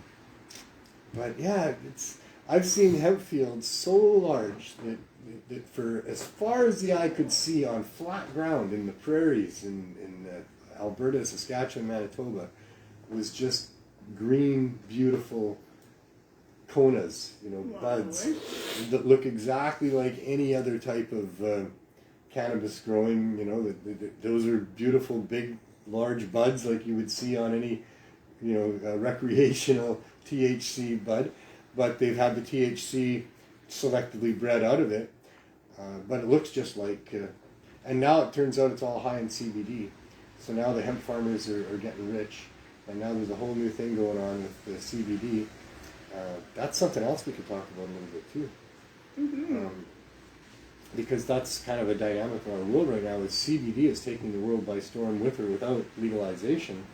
There's a ton of different places on board with CBD, and the marketers or the regulators are having a really hard time keeping up with it all. And we'll see what that does for us. Cool. Once again, something easy to procure for yourself. You can get high CBD cannabis strains. You could grow a few plants in your backyard. You could extract the CBD off of those, and Totally. you could juice it, and so yeah. Helps people sleep, it seems. With anxiety, Well, too. when they tried to prove that there was no medical value to cannabis, what they ended up finding out is that cannabis was able to bind to specific receptor sites within not just the human body. It turned out it's in all vertebrates' body, on most of the living things on the planet. And that's a very unique thing, that these are like very, very complicated keys into locks. And so they found that the reason cannabis was having its effect on people was just because the brain had these receptor sites that they ended up calling CB1 receptor sites, that the cannabis THC component, that cannabinoid, was able to bind to and cause this euphoria. And then, of course, they decided that, well, there must be a reason for those receptor sites outside of the cannabis plant. Mm-hmm. And that led to the discovery of an endogenous system of creating chemistry exactly mimicking cannabinoids that activate those sites. So in the brain, there was the CB1 receptor sites, and that was corresponding to the THC. But there was these other receptor sites that were all through the organs of the body, some in the brain as well, but mostly through the different organs of the body, that they called the CB2 receptor sites, and they bind to the CBD molecule. And so in trying to prove that cannabis had no medical value, they ended up discovering that there was a whole system within the human body that was activated by cannabinoids, that was turned out to be a system designed to... That's where they learned all this stuff. They didn't know anything about this endogenous. That's why they named it the Endogenous Cannabinoid System, or Endocannabinoid System, because that's what it was all about, and cannabis was a supplement to that.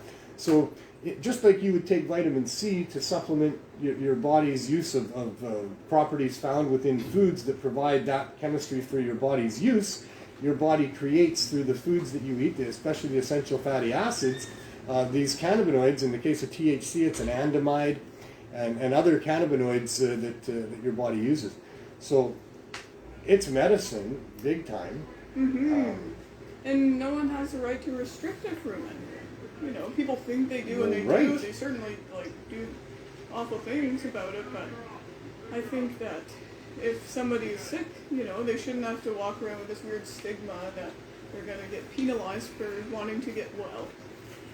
I mean, you hit another nail on the head that I talk about a lot, is that it is nobody's right, it is nobody's business what you might decide to do for yourself, even if it's dangerous. If it's dangerous to others, well, then they got something to say about it. We all got something to say about that. Don't be doing stuff that's dangerous to others. But, young lady, if you want to learn how to ski by strapping a couple of slippery skids on your feet and pointing yourself downhill on a steep mountain with trees all around you, well, I guess you can. Right? And, yeah, I guess now you're old enough that we would actually consider giving you a license to drive around in one of those 2,000-pound death machines. So, okay, you can do dangerous shit for yourself, only if you follow the rules and don't endanger other people. But, it is insane. It's so insane. They talk about how wrong it is to take candy from a baby. Well, I think it's probably about how easy it is to do that, but what's way more wrong than that is presenting a person who is suffering from relief. And if someone is suffering, they're willing to try a whole bunch of things to address that. And if we want to talk about addiction, like you were talking about, that's one of their points they use, is it? That it might be addictive or something? Well, that's always been one of the excuses for... sugar, my God. And I like sugar just as much as the next person. Don't You get me can't just wrong. jump to another topic all of a sudden without first exploring the first topic. So, back to the first topic of denying a sick person medicine. Everybody's different. Mm-hmm. Everybody's different. And we haven't discovered but a fraction of how much medicinal value plants have for us. And here is even a plant that isn't a random plant that you might want to try just because you're suffering. But here is a plant that has historical, evidence that it's helped people and been used as medicine. But now the government says it's no good for you and you can't have it. But you're a person suffering, and you're wandering along, and here's this plant, and you're gonna try that. Somebody told you a plant with that particular form of leaf and bud, might help you. So you're gonna pick that plant. But some other person is standing right there watching you, going, hey, don't be touching that plant. Well, that plant's gonna hurt you, and you go, well, I don't really know you very well, sir, but my friend told me that this is a plant that might help me. And so I think I'm going to try it anyway. No. You can't be trying that anyway because I'm telling you. And it turns out this guy's your public servant, but even if he was a dictator, he's telling you anyway. It is so wrong. It is so wrong. And how far will he go? How far have they gone? You decide, I don't really care how angry you're getting at me. I'm going to try that plant anyway. And so you grab it and you pick it. And he tackles you. He tackles you. You continue to wrestle with him. You're going to get it in your mouth one way or the other, and he's going to stop you one way or the other. He shoots you dead for your own damn good, because that plant was dangerous. And that's what that is the most insane story. Of course, how illogical is that? But that's what they're doing. They're executing people today somewhere in the world because they got a hold of some plants that they thought maybe would help them, or maybe would make them some money, or whatever it is. I doubt they really planned to kill anybody with them. Really?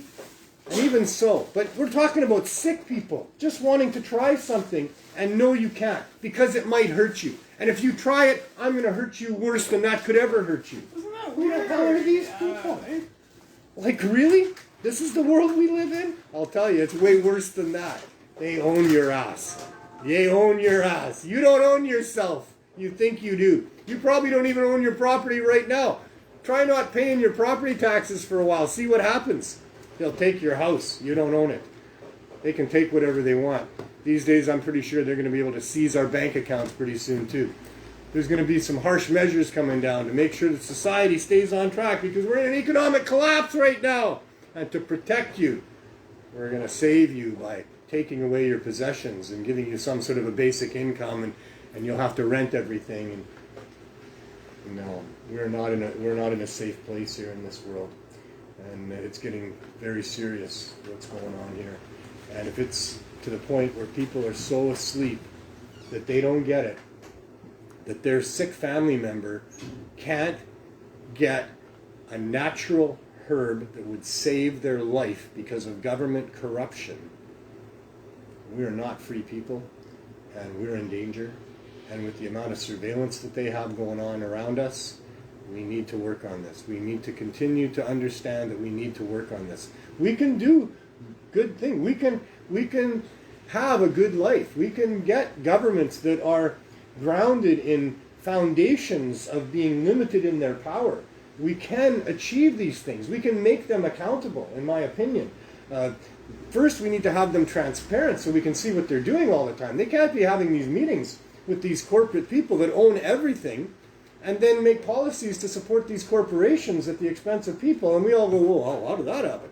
No. We need to see what's going on. We need to know what's going on. They need to not be able to have that meeting. Those corporations should not have easy access to our politicians until we have easy access to cannabis. We get easy access to cannabis first before they should have easy access to our politicians. And they should never, ever have easy access to our politicians. They should have access, like we all get access, but not easy access, not the ability to have a meeting behind closed doors where they can do whatever they do, which must be violent threats or huge bribes to be able to convince good people to go against their own ethics and act against the people that put them there, or that voted for them. Maybe they didn't put them there with the money that the corporations did, but they voted for them.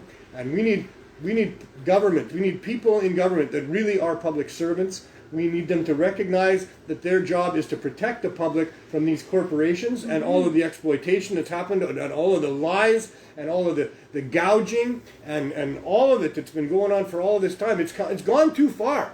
And if we let it go much farther, we're in a lot of trouble, because they're surveying us. They're listening to everything. They're recording everything. They're using it against us. They're going to have to put in draconian measures to address a failing economy and a pandemic and riots in the streets and all the rest that is coming now, that they're going to use to their advantage to control us, to bring in laws that are going to enslave us even more.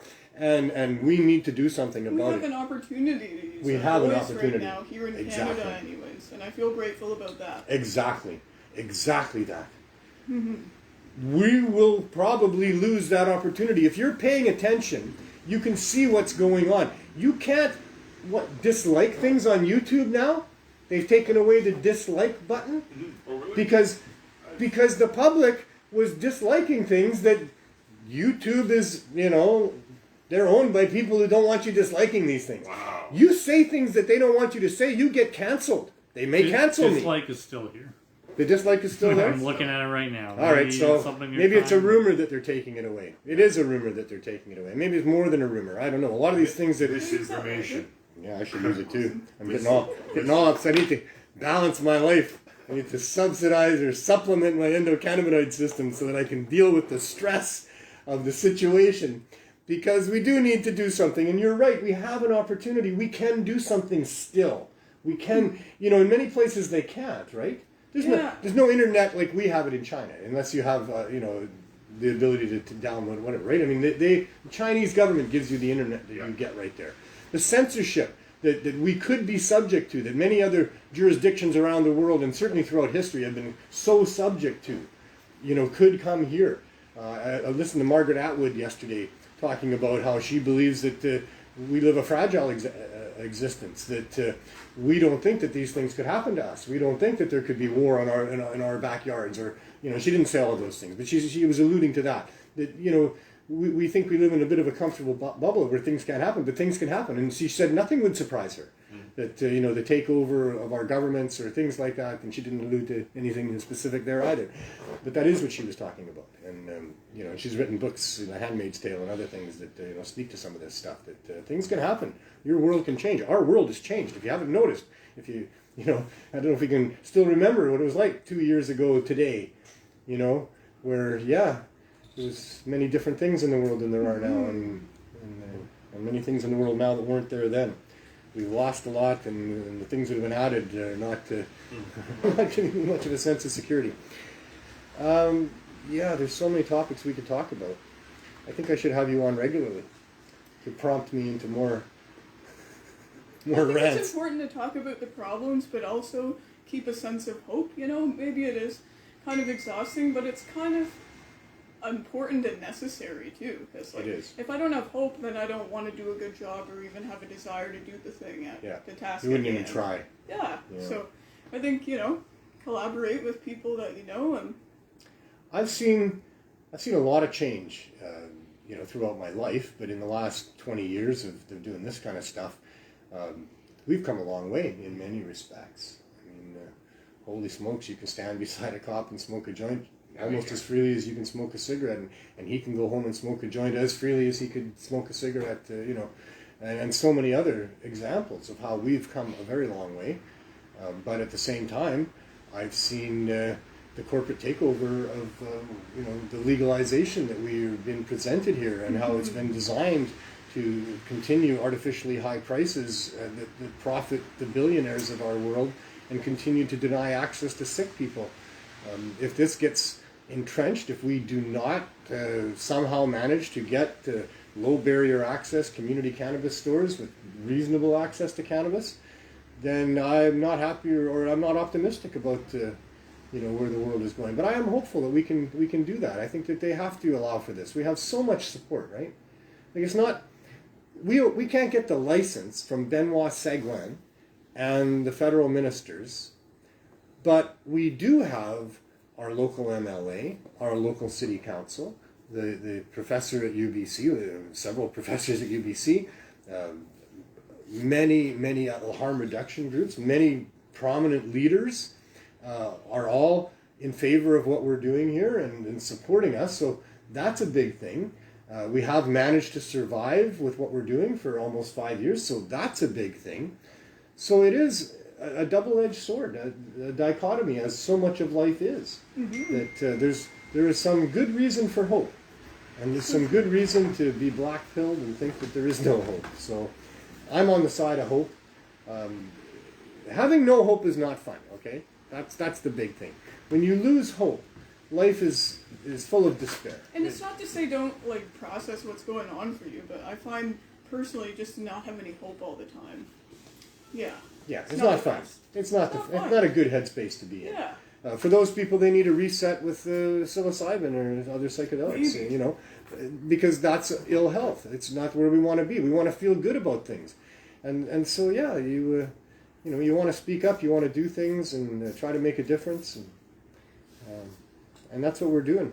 And I do have hope that we can do that if enough people do that, and there are very good people. Like I say, we've got a lot of good people behind us. The forces we're up against are huge, but the people fighting it are many, and they're great too. So that's just the dichotomy of life. It's you walk this all the time. I've been watching the thing Genius as well on Einstein, so I'm going to refer to him one more time. It was found that he had a spy amongst them as an assistant, and he was vetting her as well.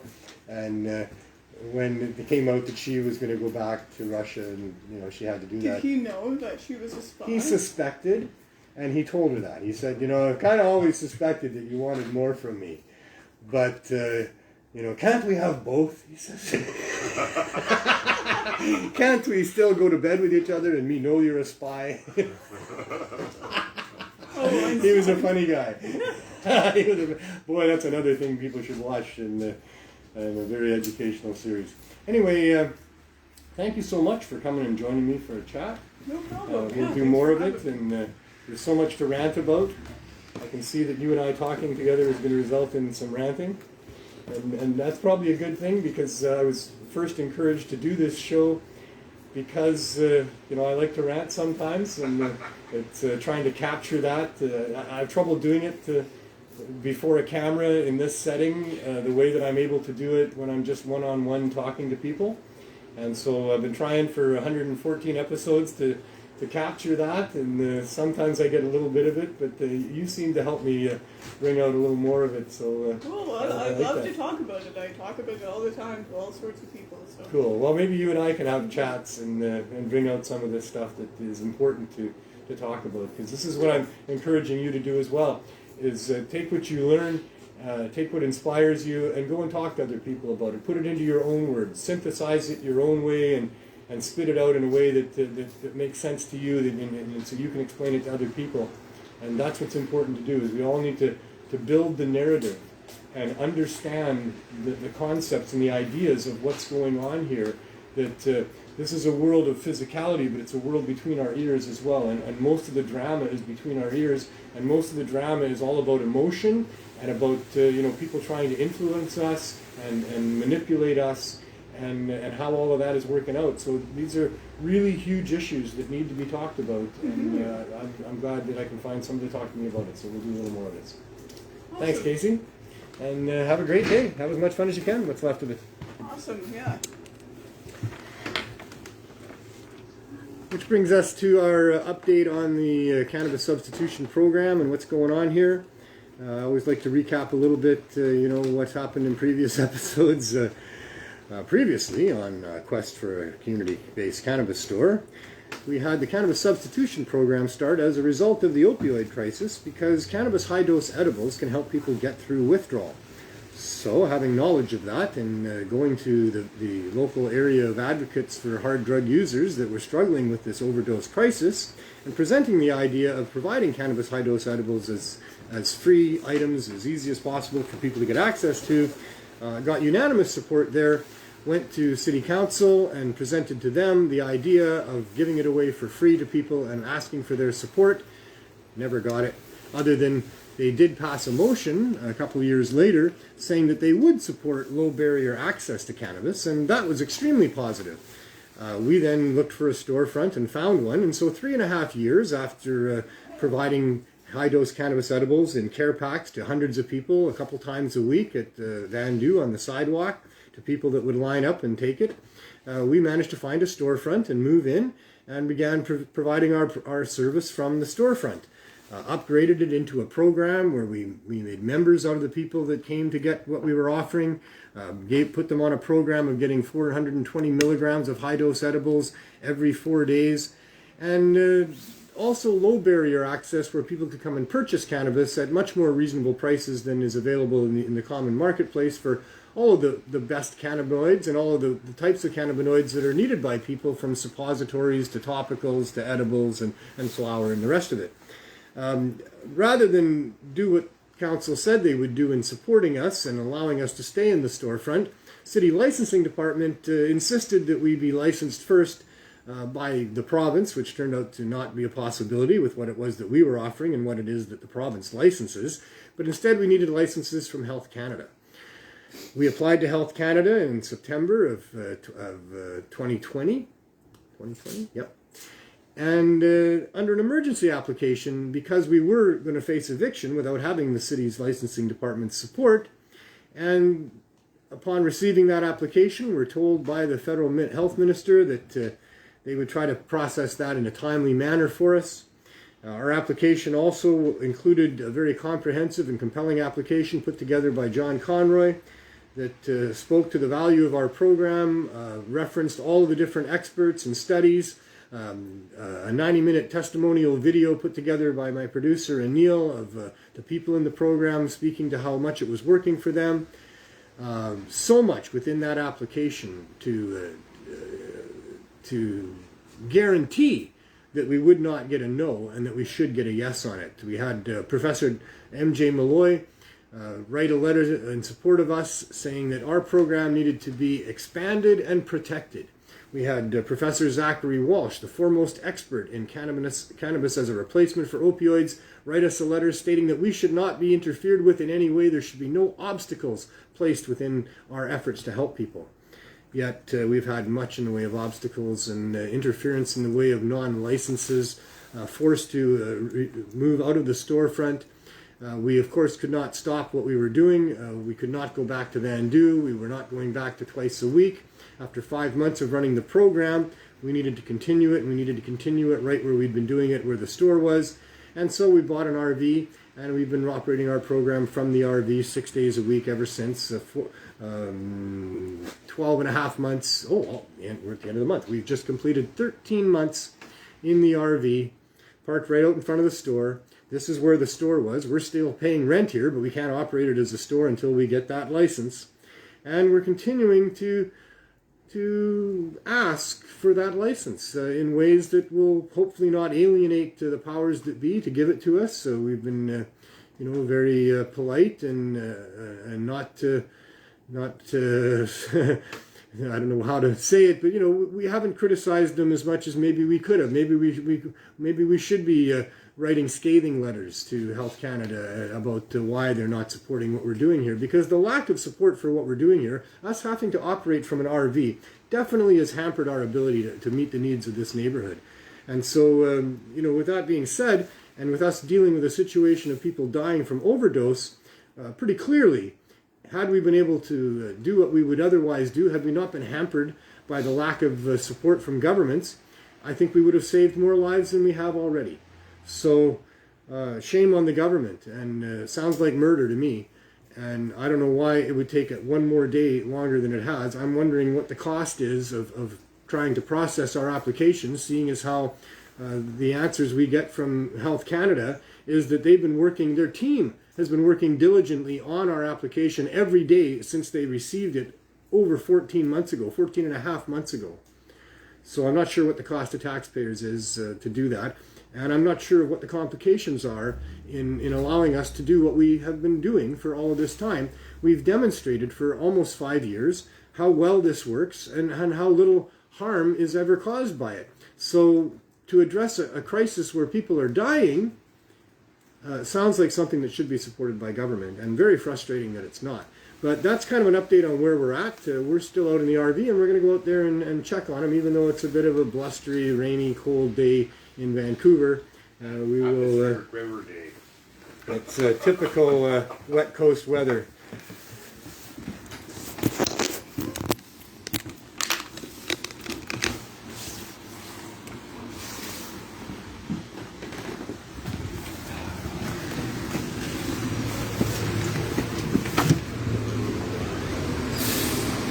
Thankfully, the Cannabis Substitution Program hoodie has a hood.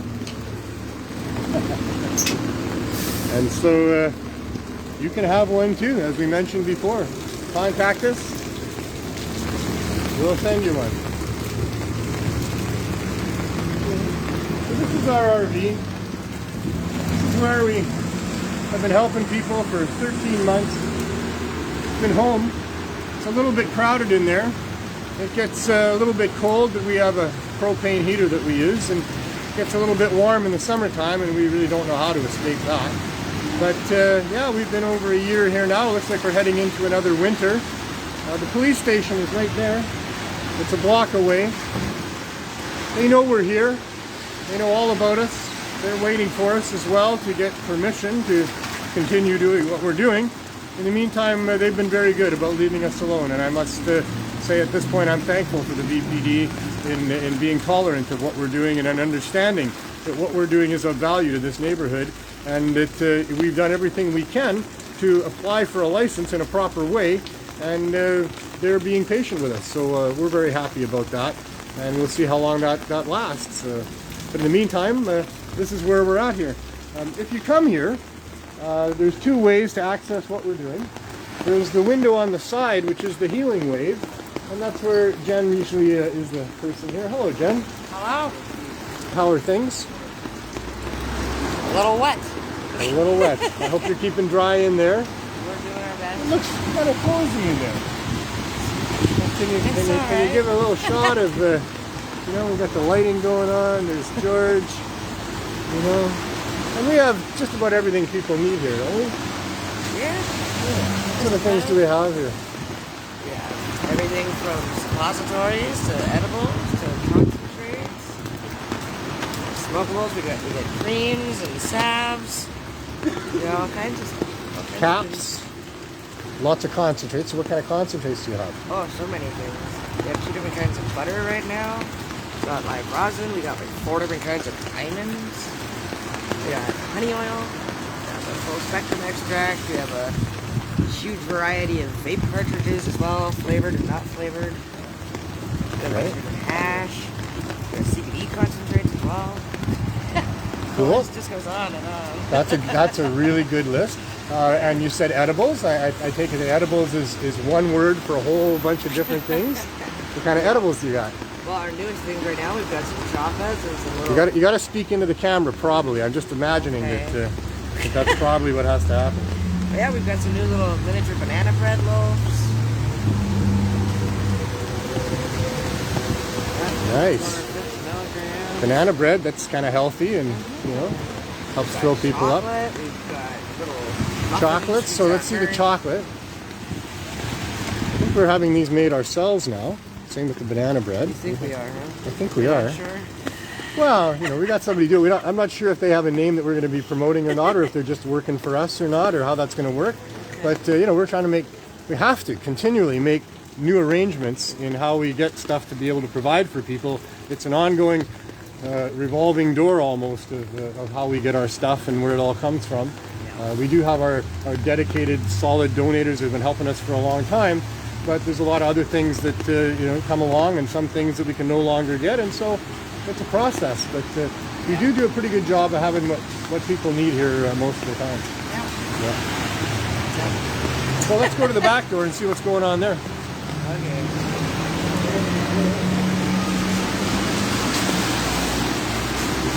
It was a lot nicer in the summertime, wasn't it? So, oh, I didn't even knock on the door. I should do that again. We'll try that again. That was just a rehearsal. So you knock on the back door, and there you have Andrew. How's it going? It's going pretty good, Andrew. How are you doing, man? Not bad.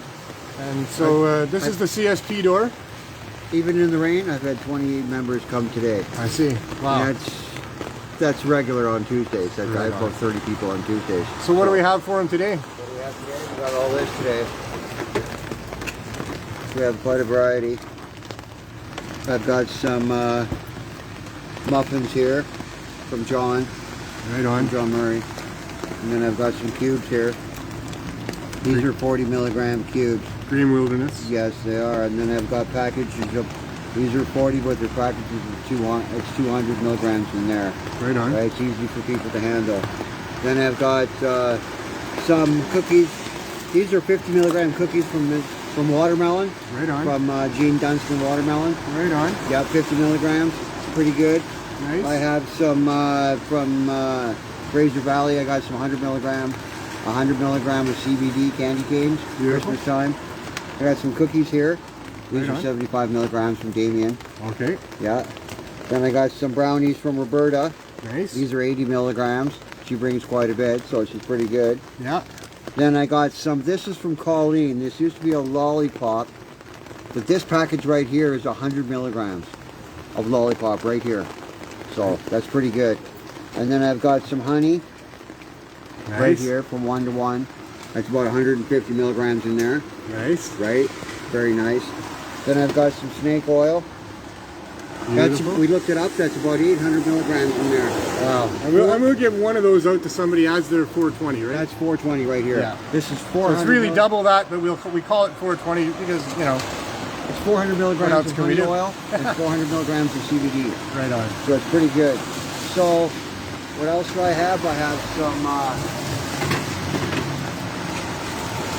I have some pills here at 50 milligrams. These are Keith pills that Keith pills? George has made. Right? Yep, they're pretty good. That was from our donation from our friend Yeah, it's up got in, some Keith in there at the machine we have. So these are 50 milligrams. Then I he knows who have- he is.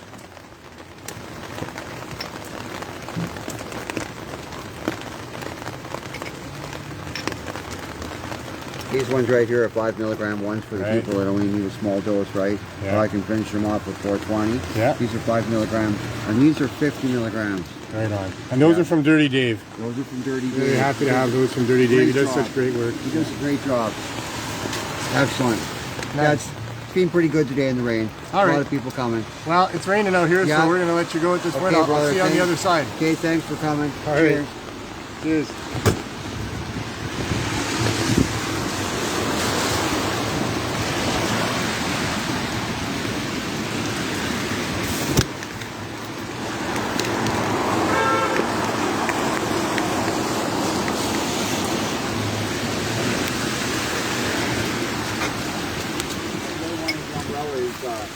Well, here we are.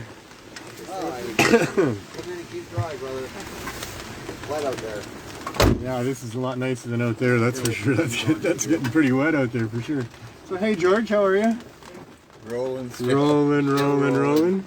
Always rolling. Nice. Yeah, And they're pretty popular. yeah, we do provide a number of joints here. Also at the window, I wanted to mention that, you know, we have a few hundred people as part of the program, but we stopped putting people on a waiting list like months ago because it was getting out of control. Yeah, yeah. And, you know, we're still waiting, and this is what I'm talking about is, you know, there's more that we could do. But we really don't turn anybody away either, that they can come to the side window. We got John Murray's muffins, we got Michael the Cookie Monster's cookies, and everybody can get a free joint every day. And that's just how we do it. And we've been able to sustain that for the amount of time we've been out here, like 13 months. We do have a number of people coming for the free muffins and free joints.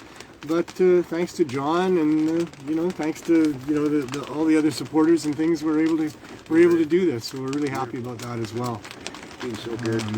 We're also wanting to qualify some of our members so that we can grow for them. We think that's a good idea. One of the holdups with getting our license, perhaps, and I'm sure that it is that they want us to have a illicit supply of cannabis. So, without changing anything, that would mean us having to go through the LPs and paying all those ridiculously high prices and having it in that ridiculous packaging and having it be cannabis that really wouldn't be as effective as what we know we have here for people.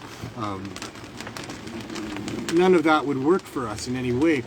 There's going to need to be some sort of an allowance made for us to be able to do what we're doing the way that we're doing it, or in close to the way that we're doing it, in ways that will deliver what people need to them in ways that are able to be accessed by them. I mean, that's the bottom line. Government just has to make it work. They have to make it work, and there's no reason why it can't work. And that's what we've been demonstrating for all this time. Is we're demonstrating that you can make this work. It's not hard to do. It's not complicated. The only thing that complicates what we're doing here is the government restrictions, regulations, and interference in what we're trying to do.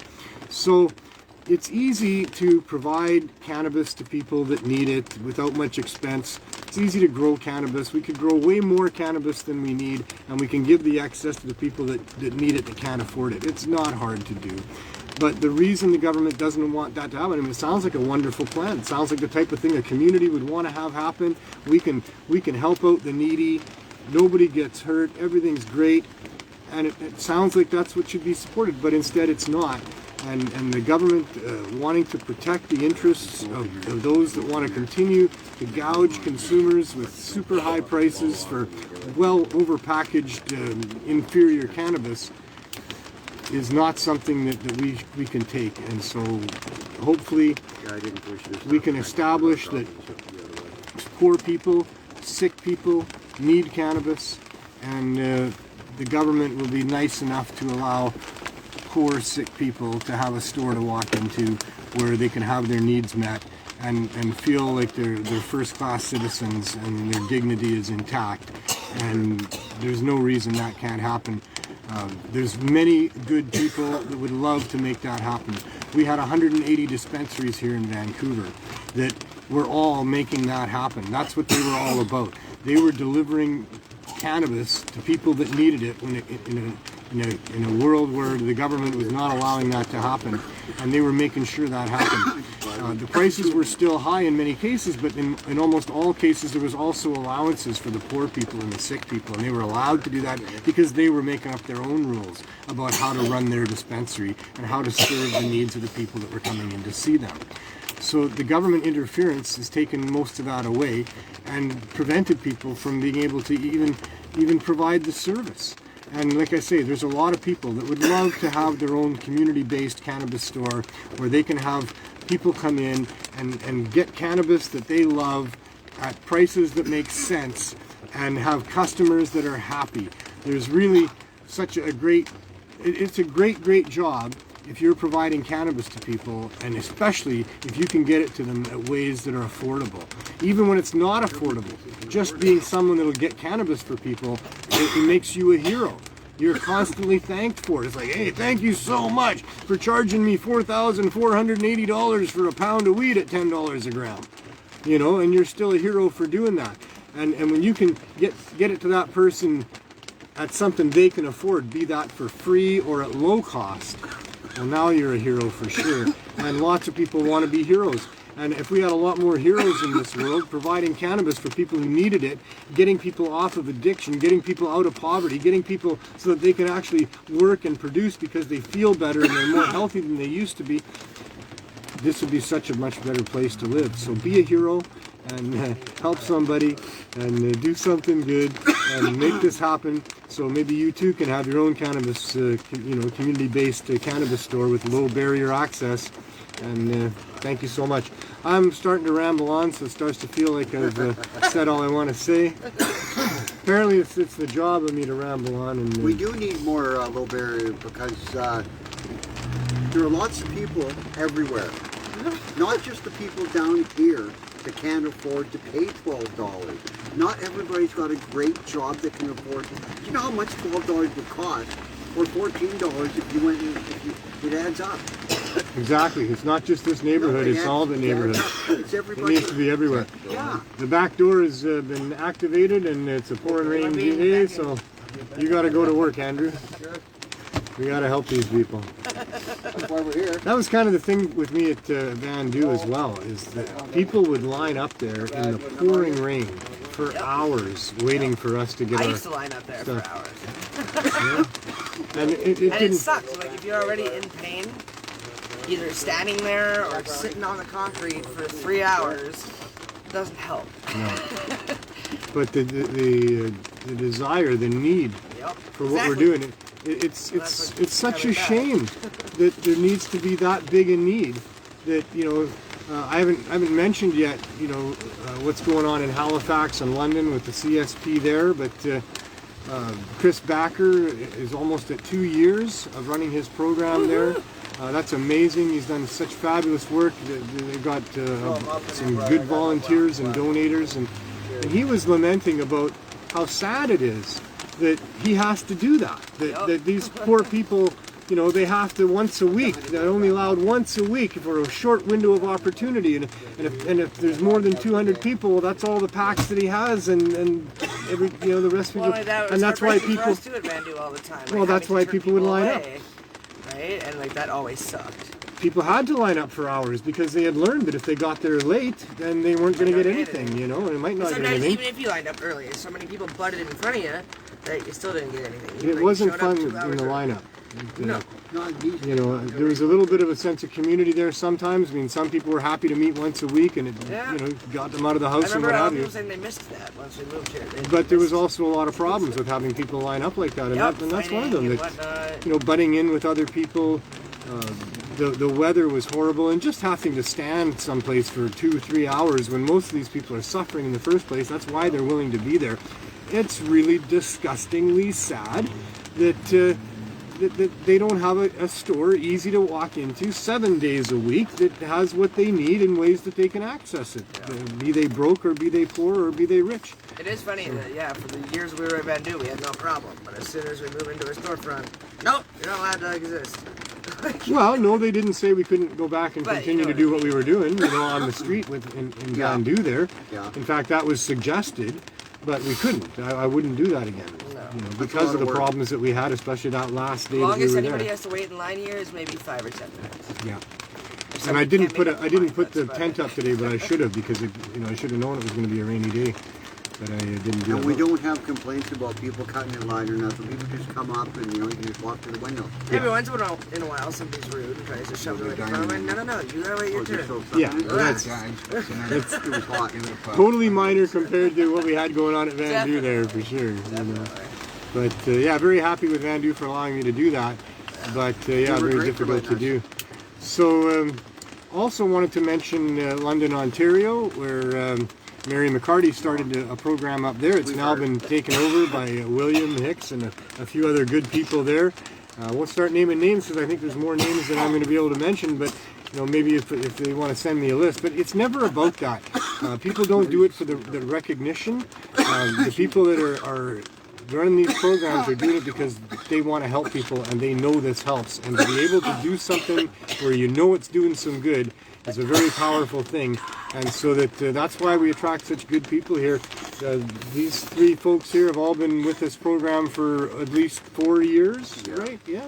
George, are you at 4 years at this point, do you think? We love what We're we're almost doing. 5. This coming, you were there within the first year. Yes. Oh, In the for sure, line. yeah. Well, how long were you in the line? In the lineup. before you actually came in? Yeah, and I only mean even in the lineup. Wait, but, You came in after I did as well. I said go get George. Yeah, volunteering wise, but I was in the lineup for a while, near close to the beginning. Yeah, we went and got Yeah. George on the line. So yeah, He was dedicated taking over people, Larry's and it was all volunteer. And dedicated to trying to change the things that were frustrating about the lineups. That's why I was like, let me be a volunteer, please. I can make things better, please. Yeah. Yeah, you all made things a lot better, and we've long succeeded time. to this point here. We're not going So, anywhere. We you know, like what we're doing.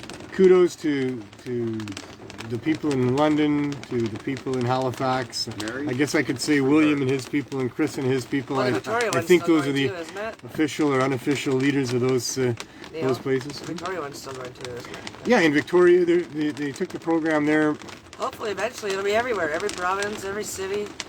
That'd be fantastic. That's what I'm talking about. Everywhere, and that's what Andrew was talking about. Everybody, every community needs to have a low barrier access community cannabis store.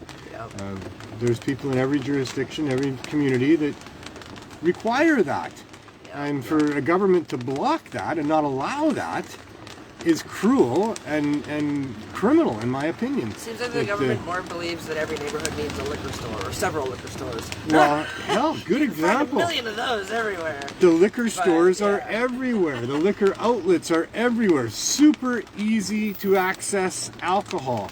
Super easy to access pharmacies are everywhere, too. coffee. Pharmacies are Super everywhere. easy to access sugar. Super easy to access lots of things that are causing us Cigarettes, lots of everything. problems. All the shit that can kill you. And yet not at all able to access cannabis high dose edibles. It's not even on the plate. I mean, it's not in their scheme of doing things. We're doing it. It's available online. There's some other dispensaries that have such things, but not legal ones. And so not allowed, not legal. The craziest one I saw was a picture on one of the other CSP pages of some gummies that they got donated that were called atomic gummies. They had the hero dose, Right. which was 33 grams in one fucking gummy. Whatever that means. That's like, what was it, 33,000 or 330,000 milligrams? That's insane. Yeah. Like, I want to try one of those. and still nobody dies, and you want to try one. Yeah. I had a small piece of a 10,000 milligram chocolate bar at the High Times Cup, and boy, oh boy, I was knocked out fast by that. So, yeah, you can make it very powerful. It won't ever kill anybody. No. But Might you read know. out. And, With several warnings on it, yeah, and people that don't want that should be warned about it, and they should And know for better people than like to take that, it. It there's should also be clear. 5 milligram gummies. But for those people that do want that, I mean, you Nobody know. wants a 5 milligram gummy. yes, anyway. there's people that do. Not Yeah. really. Yes, there was, George. There's lots of people that just I remember want 5 two milligram people gummies. specifically from the Vandu lineup in wheelchairs that told me that all they wanted was a 5 milligram ball about once an hour. And that was the dose that worked for them. So it really See, for depends me, on the that person. doesn't do shit. I could eat the Yeah. whole container in one But if shot. someone And it still advises wouldn't I do think we've talked before about your tolerance Someone level. advised shit. Well, and him too. Like, Anyway, people in pain we're, generally we're, have a o- high tolerance. we're over time, so I should wrap it up. And I Well, you will. finally let us talk today, so at first it was. Wow, this is good practice for next time. We'll just start it a little bit earlier. someone advised them about So yeah, want to give a shout out to Cannabis Culture for allowing me the platform to be able to provide this information to you people, and hopefully make a difference in our world. There's other programs on Pot TV as well. You can check the archives for a whole bunch of past shows of many different types by many different people.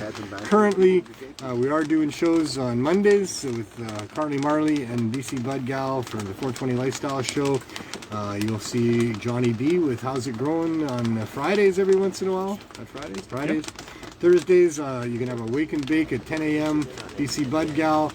And yeah, check out what's going on with Pot TV, because we're a source of information that isn't tainted by the other media. I alluded earlier in the show about the documentary called Monopoly. I really recommend you check that out to have an understanding of who's pulling the strings in so much of our world here. And Pot TV is not one of those places that is owned by those people, and it's not one of those places that's had our strings pulled. We've been telling it the way we see it as individual activists for all the time that Pot TV has been on the air. We are simply given the platform, and we say what we want to say.